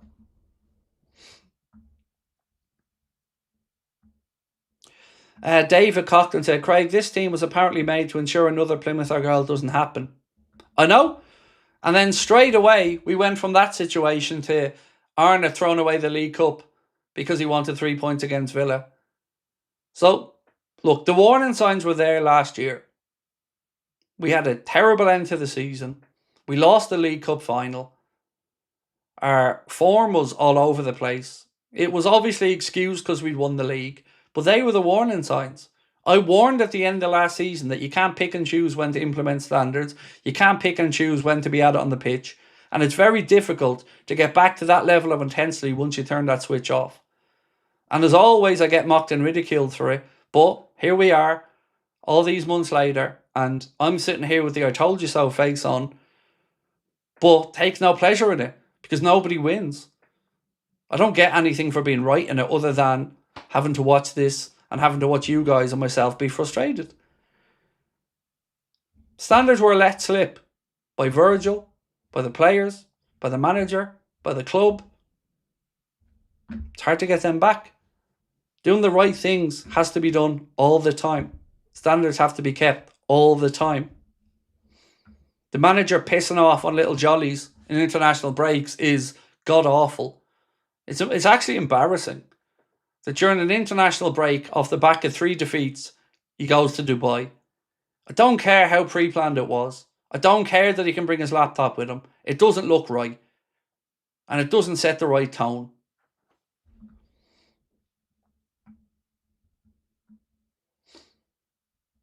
Craig, did you happen to see what Trent's brother said? No, I didn't, mate. Please feel free to let me know, but no, I didn't. Craig, just your honest opinion. Do you still respect Slot as a human being? Personally, I don't. He's thrown young players under the bus. Just imagine the conference from his remarks. Look, it's unfair of me to judge Arne Slot as a human being. I don't know him. I've never spoken to him. I will give him eternal credit for how he handled the situation with Diogo's passing. I believe that he handled that remarkably well, and I believe he spoke very well. And like I've tried to put across so many times, to me anyway, this of course isn't personal. This is about wanting the best for the football club. And if I believe that he was starting to figure it out, or as I've said to you guys throughout the year, if I believe that this was short-term pain, but it would be righted, I wouldn't be as vocal as I am.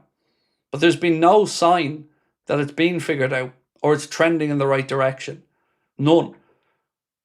And that's really where I'm at with it all. It's not personal. It's never personal. I don't know Arne Slot the man. Wouldn't be fair of me to talk about Arne Slot the man. But Arne Slot the coach is a spoofer and doesn't understand the fan base, doesn't understand the connection that he doesn't have with us, doesn't understand how to get it, and is talking delusionally after every single game, despite the evidence to the contrary. He bangs on about us being so unlucky and how many chances we've missed this season. But let's be honest about it. If you want to start playing the game of how many chances people missed this season, how many chances did Paris Saint-Germain miss in Paris? This game could have been 5 or 6-0 if they took their chances. But he forgets about that.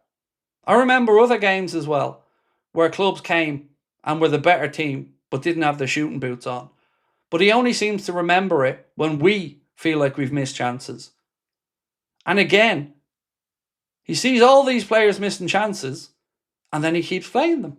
So every which way you line this up, it doesn't look well for Slot.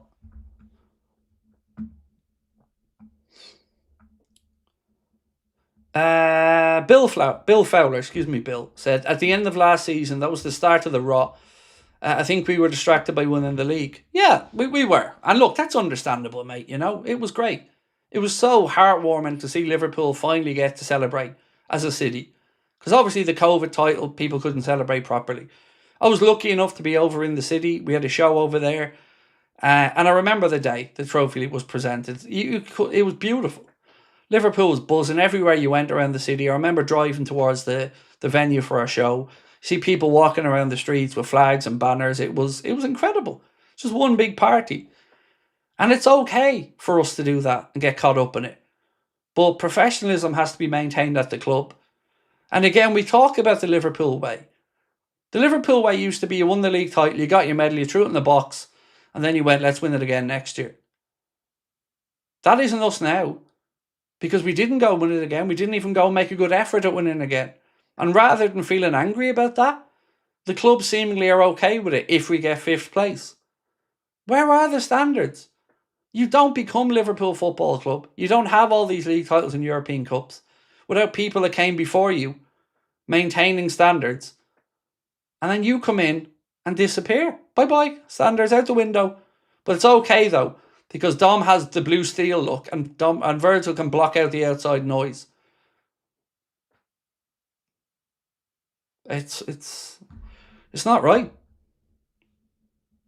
Imagine saying that. Everything's shit around you, and your captain's there going, we have to block out the outside noise. No, you've got to fucking make heads roll in that dressing room is what you have to do. Not block out the outside noise. The outside noise is correct. You're underperforming. So stop with that bollocks. Because again, like I said, everyone's great when they're winning, and they're all getting interviews told how brilliant they are, and they're all getting endorsements off the back of it. But as soon as it comes time to actually step up and maintain those standards, and they slip, block out the outside noise. No, be better.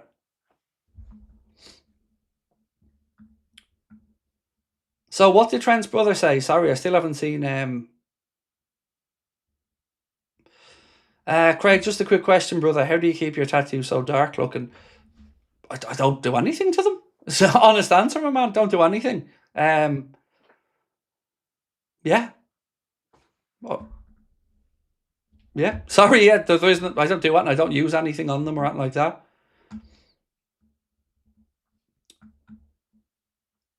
Right. Someone said poll idea. Where was that? Let me scroll back up. Where was poll idea? There we go. Should we all meet at the Abbey in Denver to watch a game? I don't think that's quite going to work as a poll, my friend. Right, keep voting now. Do you believe that this was a transitional season? So it's now 21% of people have a memory that this was a transitional season versus 79% that doesn't. But I've still, excuse me if I've missed it, but I've still yet to see somebody explain where they were given the insight that it was a transitional season last summer.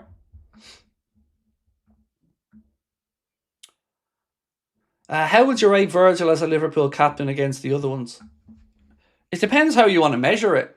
I think the easiest way for me to explain how I see Virgil as a captain is, if Jordan Henderson was a 9 out of 10 Liverpool captain, Virgil's a 5 out of 10 Liverpool captain. But it depends how you want to measure it. If you measure it in trophies, then Virgil's done quite well. Won the league title. But the big problem I have isn't so much just with Virgil.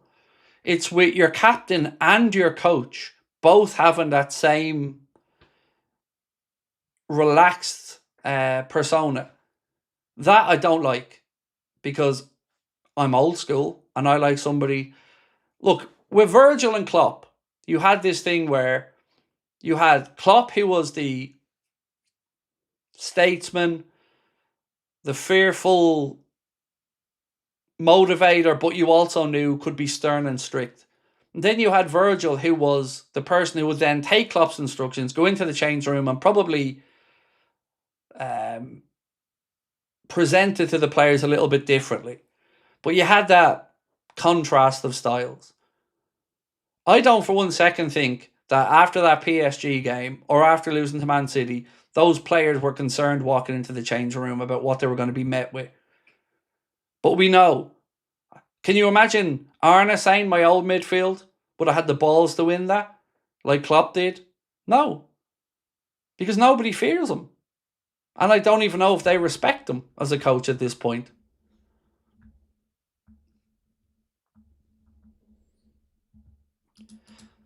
Do we build a team around Flo and Isak now? The Isak part is... I'm not sure yet. Because I don't think any of us have really seen any indication that the players know what to do with Isak. And of course, we know it's been a troubled season for Alexander with an injury and, with playing catch-up all year. But the biggest worrying thing for me has been that despite him being the club's number one striker target, when he has been on the pitch, which granted has been limited, it doesn't seem like we had a plan in place to utilise Isak. Because if you look at him at Newcastle, he had wingers who knew how to deliver the ball to him, knew where he wanted it, played the ball earlier. He played on the shoulder. For us, when he has played, it's looked very disjointed.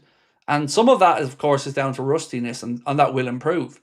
But again, you ask, what was the methodology by bringing him in? Was it just because he was a huge name that was available and we needed a striker? Or was there a clear plan of how you're going to utilise him? Because it still doesn't feel like we know. So it's really difficult to know if we should build a team around Isak without knowing how they suit each other. Now, I'm not for 1 second suggesting we sell Isak or anything like it, but Wirtz, yes. Build a team around him. But we also need more pace. You know, if I could say two things that this team needs right now, it's pace and steel. We need somebody in the middle of that pitch who is a horrible bastard, and we need pace.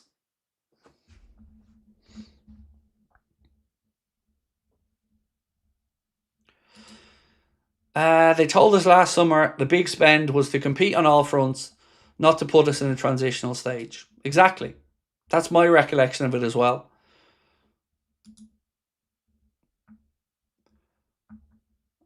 Anthony Gordon does not know what to do with Isak.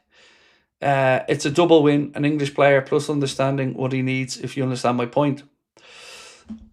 Excuse me, Anthony Gordon does know. Excuse me, Paddy Wacker. Look, I don't think we're going to sign Anthony Gordon at this point, but, you know, it does feel like it felt weird signing Isak even last summer.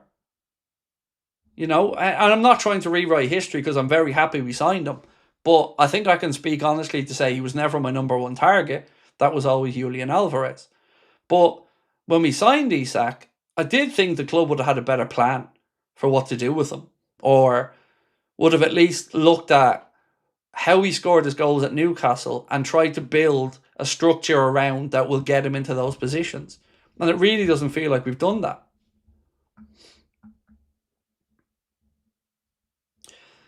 Lee Hayward said, no, because Flo may be good technically, but loses the ball too easily. I agree on that.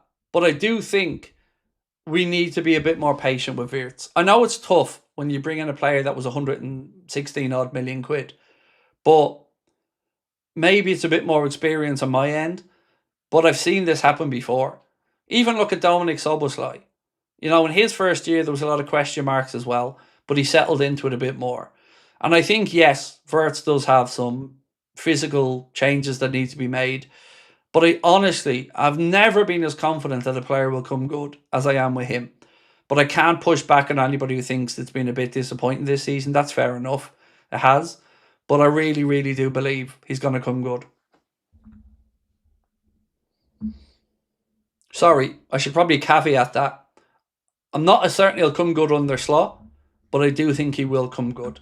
Now, let's look at that again from a different perspective. Right now, we have a coach who is not attached to anybody in ALONSO. And if you are looking to build a team around Wirtz, I know a fella who's more than capable of building that team around him and has done it before. And then you've got Frimpong, who again knows exactly what the manager would want there from ALONSO. So if the plan is to build a team around these great players, well, you best have somebody in there who knows what they're doing, because Slot doesn't look like... Well, that's unfair to Slot. Slot and the recruitment team don't look like they've had a clue how to build a team around them.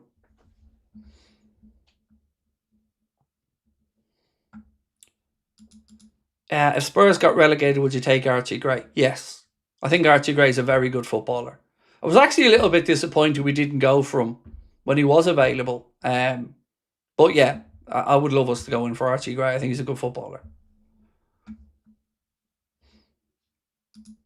Right. Somebody asked me for a poll. Okay, I've got about half an hour left on tonight's stream. So let's do that poll question.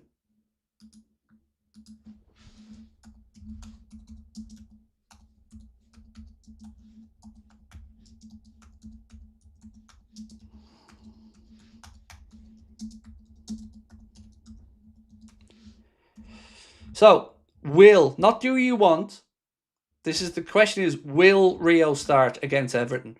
Now again, it isn't do we want him to, because I would say most of us think yes. But do you think he will start? the answer should be yes. Like, if he doesn't start, I don't see what we do. Because right now, I don't know if we should start Isak in the game.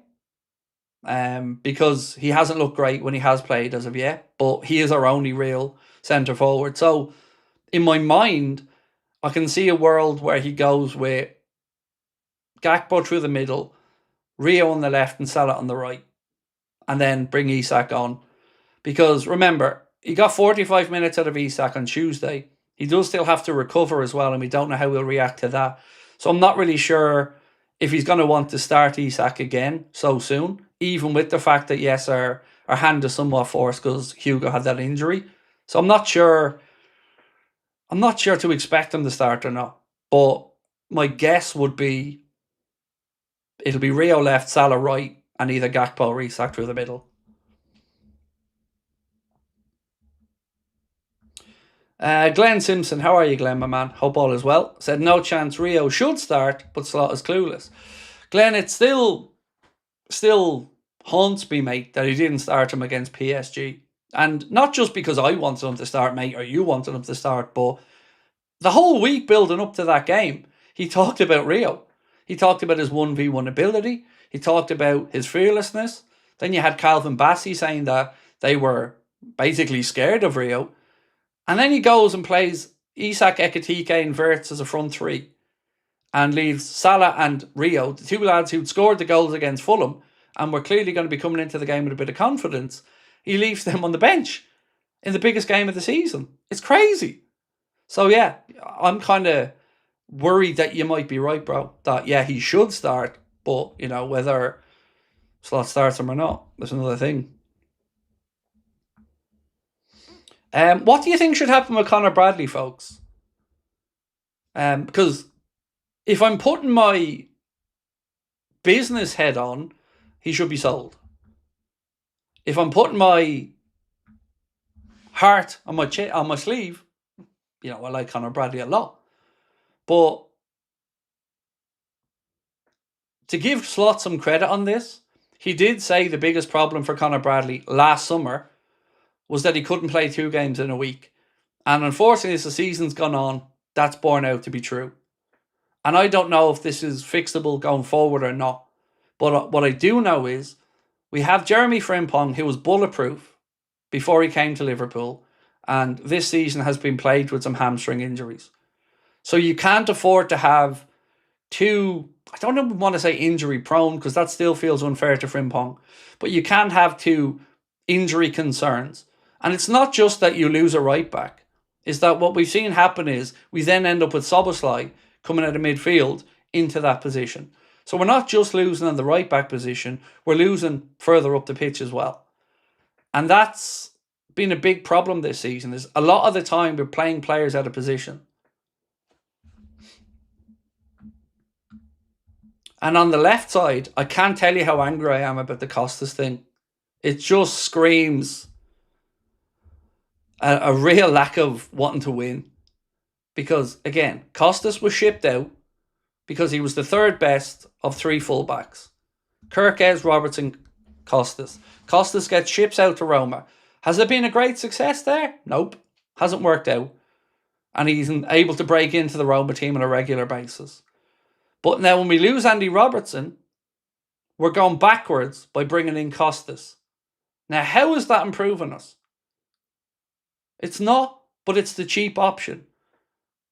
But rather than sell him and maybe bring in 8 million quid and go out and bring in another left back, they're going to allow him to come in. And heaven forbid if Kirkes picks up an injury. It's just silly. And again, it's just rolling the dice unnecessarily. So how is this supposed to give us faith? That you let go of Robertson and you bring back in somebody who was already below him in the pecking order and try to convince us that it's in any way a good move.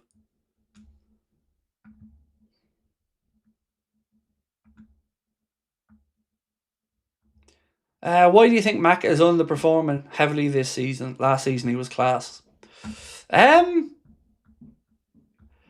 You know, it's difficult to know, isn't it? When of course we don't we don't live with Alexis McAllister. Is it because he's become a father? Are injuries catching up with him? I really don't know. But actually, now that you've brought him up, Alexis McAllister spoke about the Diogo situation a little bit today, and he had this to say. Of course, we remember Diogo Jota, and it was complicated. It was a complicated period, but we can't use him as an excuse. I don't believe that's why this year was so complicated for us. So you've got the player, somebody from inside the camp, saying that yes, they missed him, but that's not the reason why this season was so bad. So can we stop using it as an excuse? Because it's disrespectful to the man's memory, and it's disrespectful to everybody, because you're not holding players to account. You're giving them an easy out where they shouldn't have one.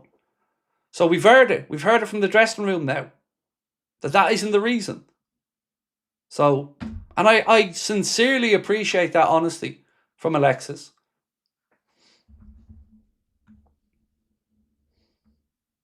Craig, we need another striker or two wingers with Hugo's terrible injury. Two wingers would be the smart play, in my opinion, because then at least when Hugo comes back, you still have two wingers that can still play, rather than maybe having three forwards, because we have Jayden Danns as well.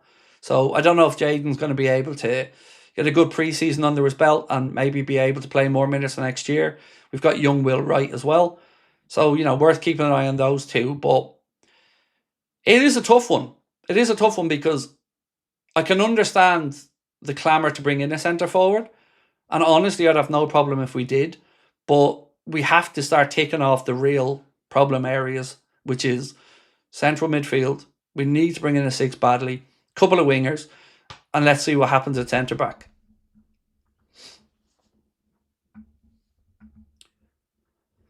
LFC Spectre said, unfortunately, Macca's legs have fallen off like Fabinho's. Plus, Macca had a bad injury at the end of last season without a pre-season.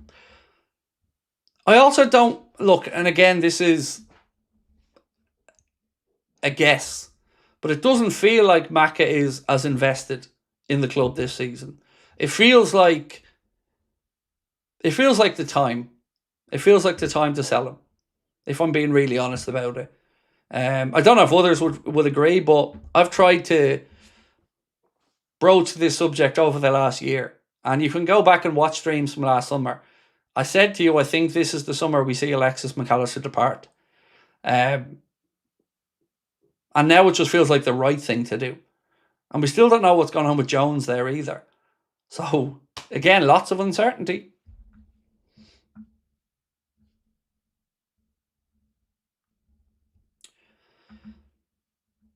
Why would you want Anthony Gordon? The guy's no output and he's a wasted player. So, respectfully, mate, Liverpool, Arsenal, Bayern Munich, we're all there around Gordon. So, obviously, the lad has something about him. Now, I'm not saying he's the definitive answer to the question for wingers, but he isn't trash. But he wouldn't be my number one choice. I'll be honest about that. Diamonde is right up there for me. Diamonde, Elise, they're the two dreams. After that, I don't know enough about Bazamane Toure, but he certainly looks like he's got plenty of pace. All this talk about Macca, what about Gravenberch? He worries me. See, the thing there is, the reason it's easier to talk about McAllister moving on is he hasn't signed a new deal, whereas Gravenberch just signed new terms. So it's really unlikely that you're going to see him moved on. I think for Ryan Gravenberch, we just need to stop this experiment of him playing as a six and put him into the part of the pitch where he's able to really utilise the assets that he has best, which is ball protection, breaking lines, getting into the 18-yard box. That I want to see more of that from him with a bit less defensive responsibilities, because he just doesn't. It's not a natural facet of his game. Haley, how are you, my friend? Said Craig, just wanted to say a massive thank you for everything you and Connor do. I feel broken by how this season has gone, but you both have kept us all going. Also, the AA community, thank you. Absolute legend, Haley. Thank you, my friend. I made myself feel better today by buying something that I probably shouldn't have, but I felt like, fuck it, I need something nice. So we all know I'm a ninja freak. And I don't mean like martial arts ninjas, because that'd be weird. But I decided today I got the Ninja Barbecue, the proper barbecue. It's getting delivered tomorrow. I'm ridiculously excited about it because I need something to look forward to. So maybe a bit of barbecuing in the summer. So if you're around, come drop into my house, have a barbecue. What was that? Sorry, I thought my wife was talking. It was just a chair moving. Craig, thoughts on Kamara from Villa? We were linked with him, Harris. I don't know if it was last summer or the summer before, but we were linked with Boubacar Kamara at one point. I really wouldn't know if the interest was still there or not.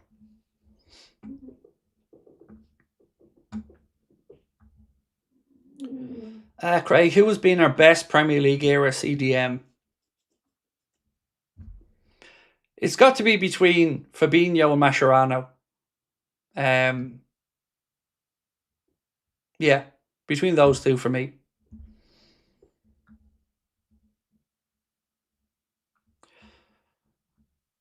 Craig, Arsenal fan journalists like David and Ian should stop reporting about Liverpool. No, look, I don't mind them reporting about Liverpool, but I do draw the line at Ian Doyle telling me how to behave as a Liverpool fan. That you can do, but look, people can cover football clubs they don't support, that's fine. But to tell us how to behave as Liverpool fans, or to insult Liverpool fans by saying they want to be like Chelsea and Man City fans, that's where I draw the line with Ian Doyle.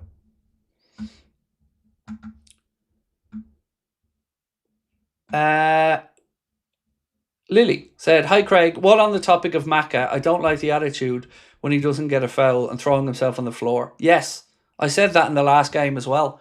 Throwing himself back on the ground. Like, he got up, referee didn't give it, and he jumps back on the ground. No, get back and defend, like you said, Lily. So, yeah. There's been a little bit of petulance creep into some of our players this season when they feel like they're being hard done by. Not a lot of, I'm going to put this right by showing a fuck you attitude to the referee, or, well, you can make these decisions against us, but we're going to put it right. There's been a lot of flailing of the arms, and the body language hasn't looked great.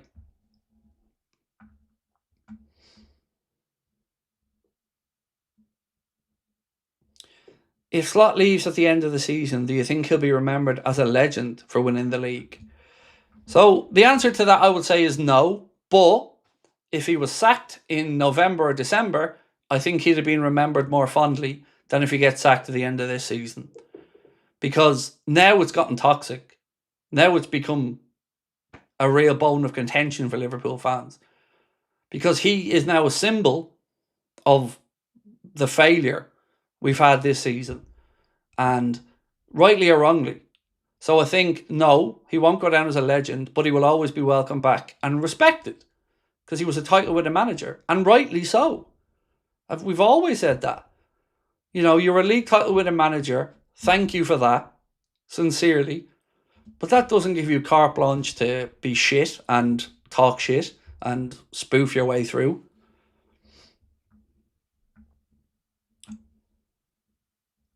Hoarder said 17 games lost. I know, man. It's almost seems inconceivable to me we've lost that many games this season.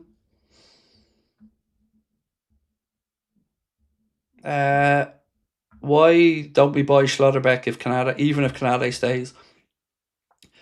I don't know when Schlotterbeck's release clause is available in his new deal. So, even on that situation with Canada, it all, again, still feels a little bit scattergun, right? Like, it's April.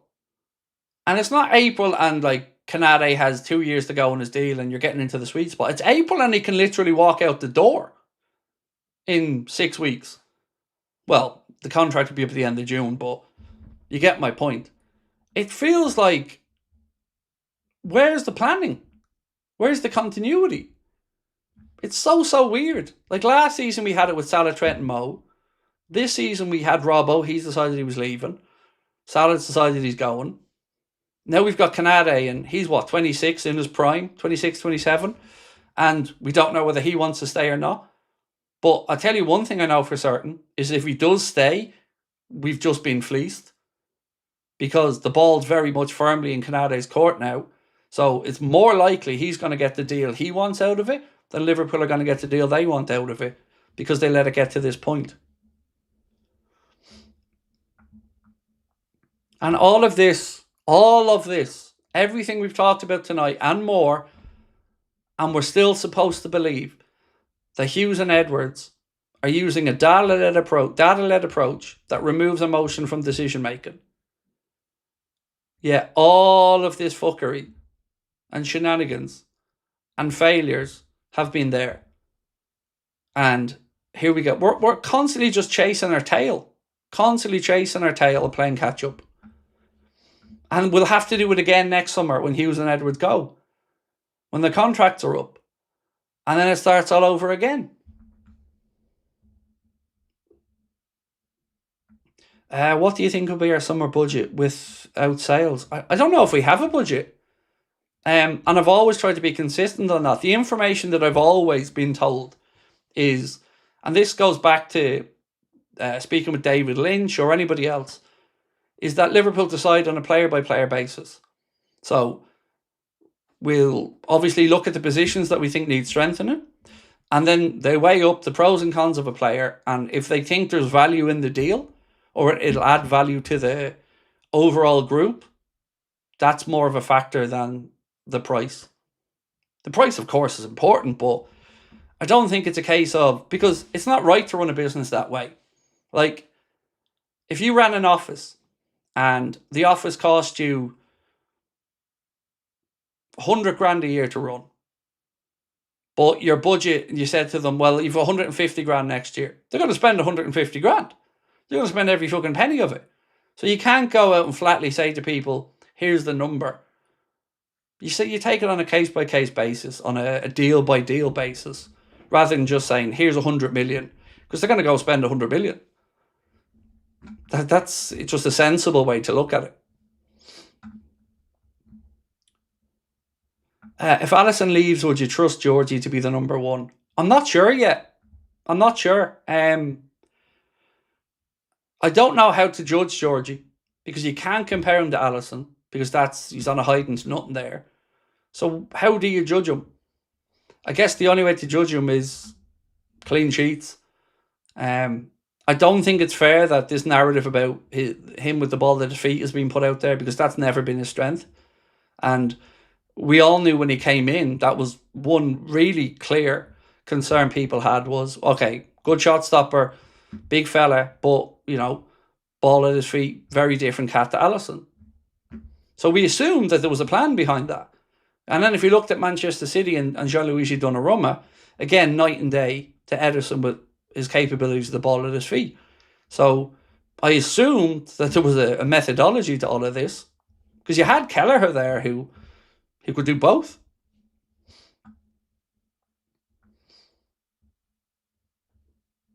Bone and Somerville for 70 million fixes the winger problems.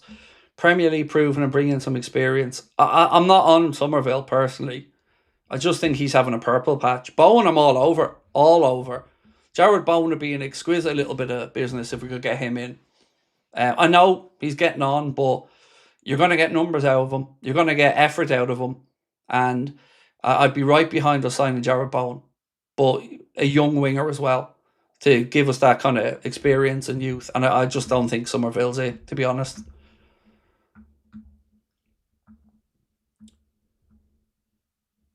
Slot said that in the summer we'll have to sell in order to buy. It immediately reminded me of Walter White lines. Who is we? There is no we. Yep.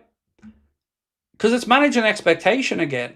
That's all that's doing. Is Slot already setting the tone for next season? So we can come out again and cry arse about this club having a particular model and we have to sell before we can buy. He's been banging on about it all this year, and all he's doing now is setting the floor and setting the table for next season's excuses.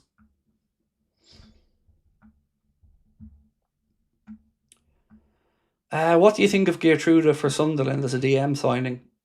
I think he's a right back. So why would we sign him as a DM?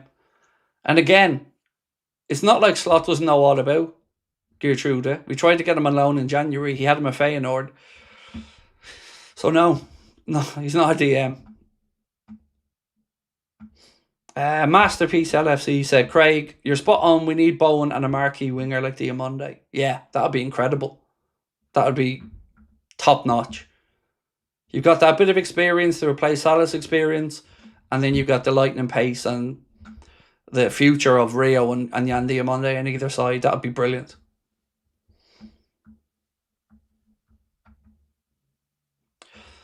Craig, you should create another channel, maybe Football Agenda, and talk about different club news.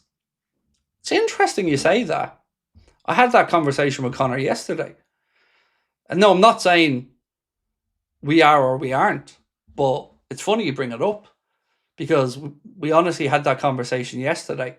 I learned a lesson when we started top of the league in Mundo Sport, though, not to spread myself too thin. I'll make the fat jokes for you there if you want to save a minute. But I'd love to do it. But I think it's going to require a couple of things. Maybe me structuring my time a little better. Being realistic about what I could do on another channel. And finding somebody to come in and share the workload with me on that other channel. So, I don't know. I'm open to it, and it's the most logical thing for me to do next is to move into talking about football in a broader scale. Yeah, so don't rule it out, but I'm not necessarily saying it's definitely happening either. But I think it's a natural progression, definitely. I'd love to do it. I just need the right. So maybe this is a pitch to the football world out there. You know, if we were to approach and go with a second channel to talk about football more broadly, I'd love somebody to, come and knock on the door and say, I'd be up for that, Craig, because it's finding the right person to do that with and have the commitment with. But if I can find that person, I'd love it. I'd love to give it another go, but do it properly. Diamonde, Gordon, Wharton, Kelleher, perfect summer. So yeah, maybe the right content creators there. Yeah. So do you know who wouldn't mind getting involved? Do you know Alice? Alice would be great. I'd like that male-female presence as well on a channel. And Alice, I enjoy Alice's content. I think Alice is really good. So yeah, maybe something like that. But, I'd need to find the right person. George said, could you make a boxing channel? No, because I couldn't do it justice. You really need to be attending all the events to do the boxing stuff. And there are people out there who are better placed to do that than me. And selfishly, George, that's kind of the one thing I have left that I don't make content around. So I do enjoy my late Saturday nights. Just, curled up on the sofa with Sabrina watching the boxing. I can understand why Klopp fell out with Edwards. As can I.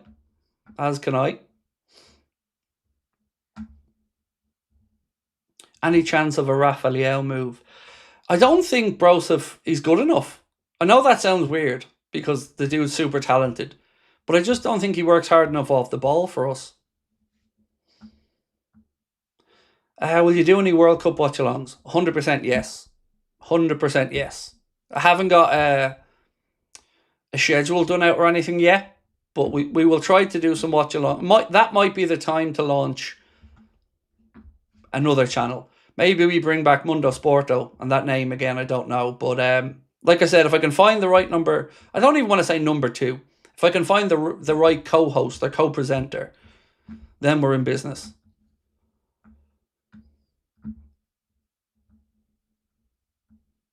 What's the manager news? So really quickly, to go back, I take it you're talking about the XABI ALONSO thing. Bear with me, mate, 1 sec. I'll go back to the stories here for you. 1 second, dude.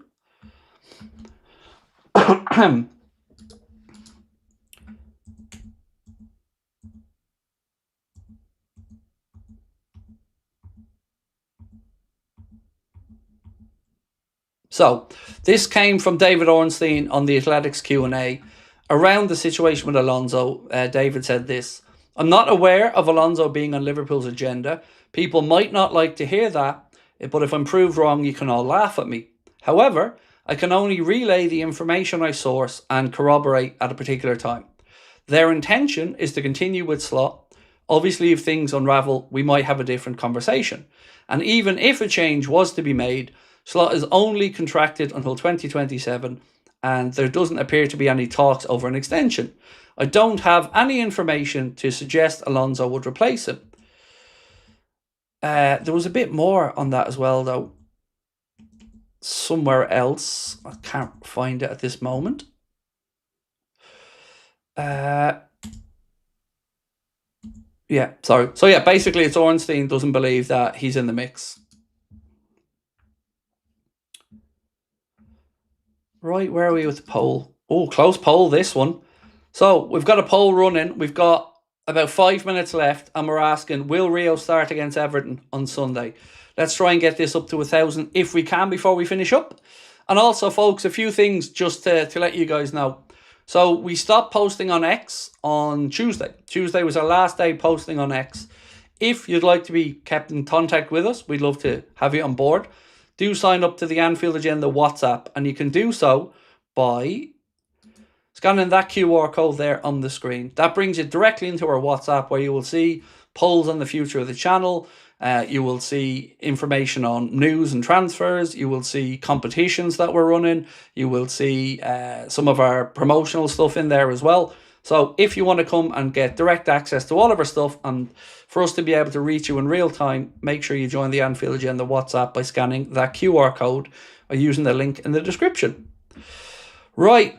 What else have we got? Again, thank you to our sponsor Surfshark for tonight as well. Really appreciate them. They're our longest partner as well on the channel.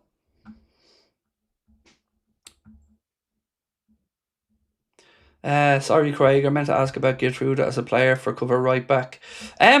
Look, you can't rule it out entirely, Robert, when he was somebody who Liverpool considered in January. But I've not heard his name come back up again since. But again, that doesn't mean necessarily it's a flat no. I think the real question will be the financial gain if we lose more revenue, keeping Slot or sack him and sign the new manager. I think you can flip that though and say, would every league position Slot costs you, or every competition he goes out of a bit earlier, that's lost revenue as well. So I would say if it's a case of they don't want to pay the 6 or 7 million quid, jokingly, I almost said Liverpool fans would crowdsource it, and we would, or crowdfund it. But I don't think that's the reason. Because I think, like I said, every league position you lose out on, that's a couple more million quid out the door. Craig, I think we need decent players who want to play for our team, and elite one who's half-arsed to work hard. We definitely need some athleticism and energy in that midfield, definitely. Right, ladies and gentlemen, I'm going to say goodnight to you. So, a very close poll, but 52% of people that voted think Rio will start at the weekend. Now, we will be here tomorrow. So, Connor will be here in the morning with a video. I'll be here in the early evening. We'll have a stream tomorrow night. And then we will have the preview for the Everton game coming out as well after tomorrow night's stream. There won't be a live stream on Saturday, as we always try to take the day we're not playing that weekend off from live streaming. So I'll see you tomorrow. I'll be back same time, same place. Again, appreciate your support. We'll talk to you soon.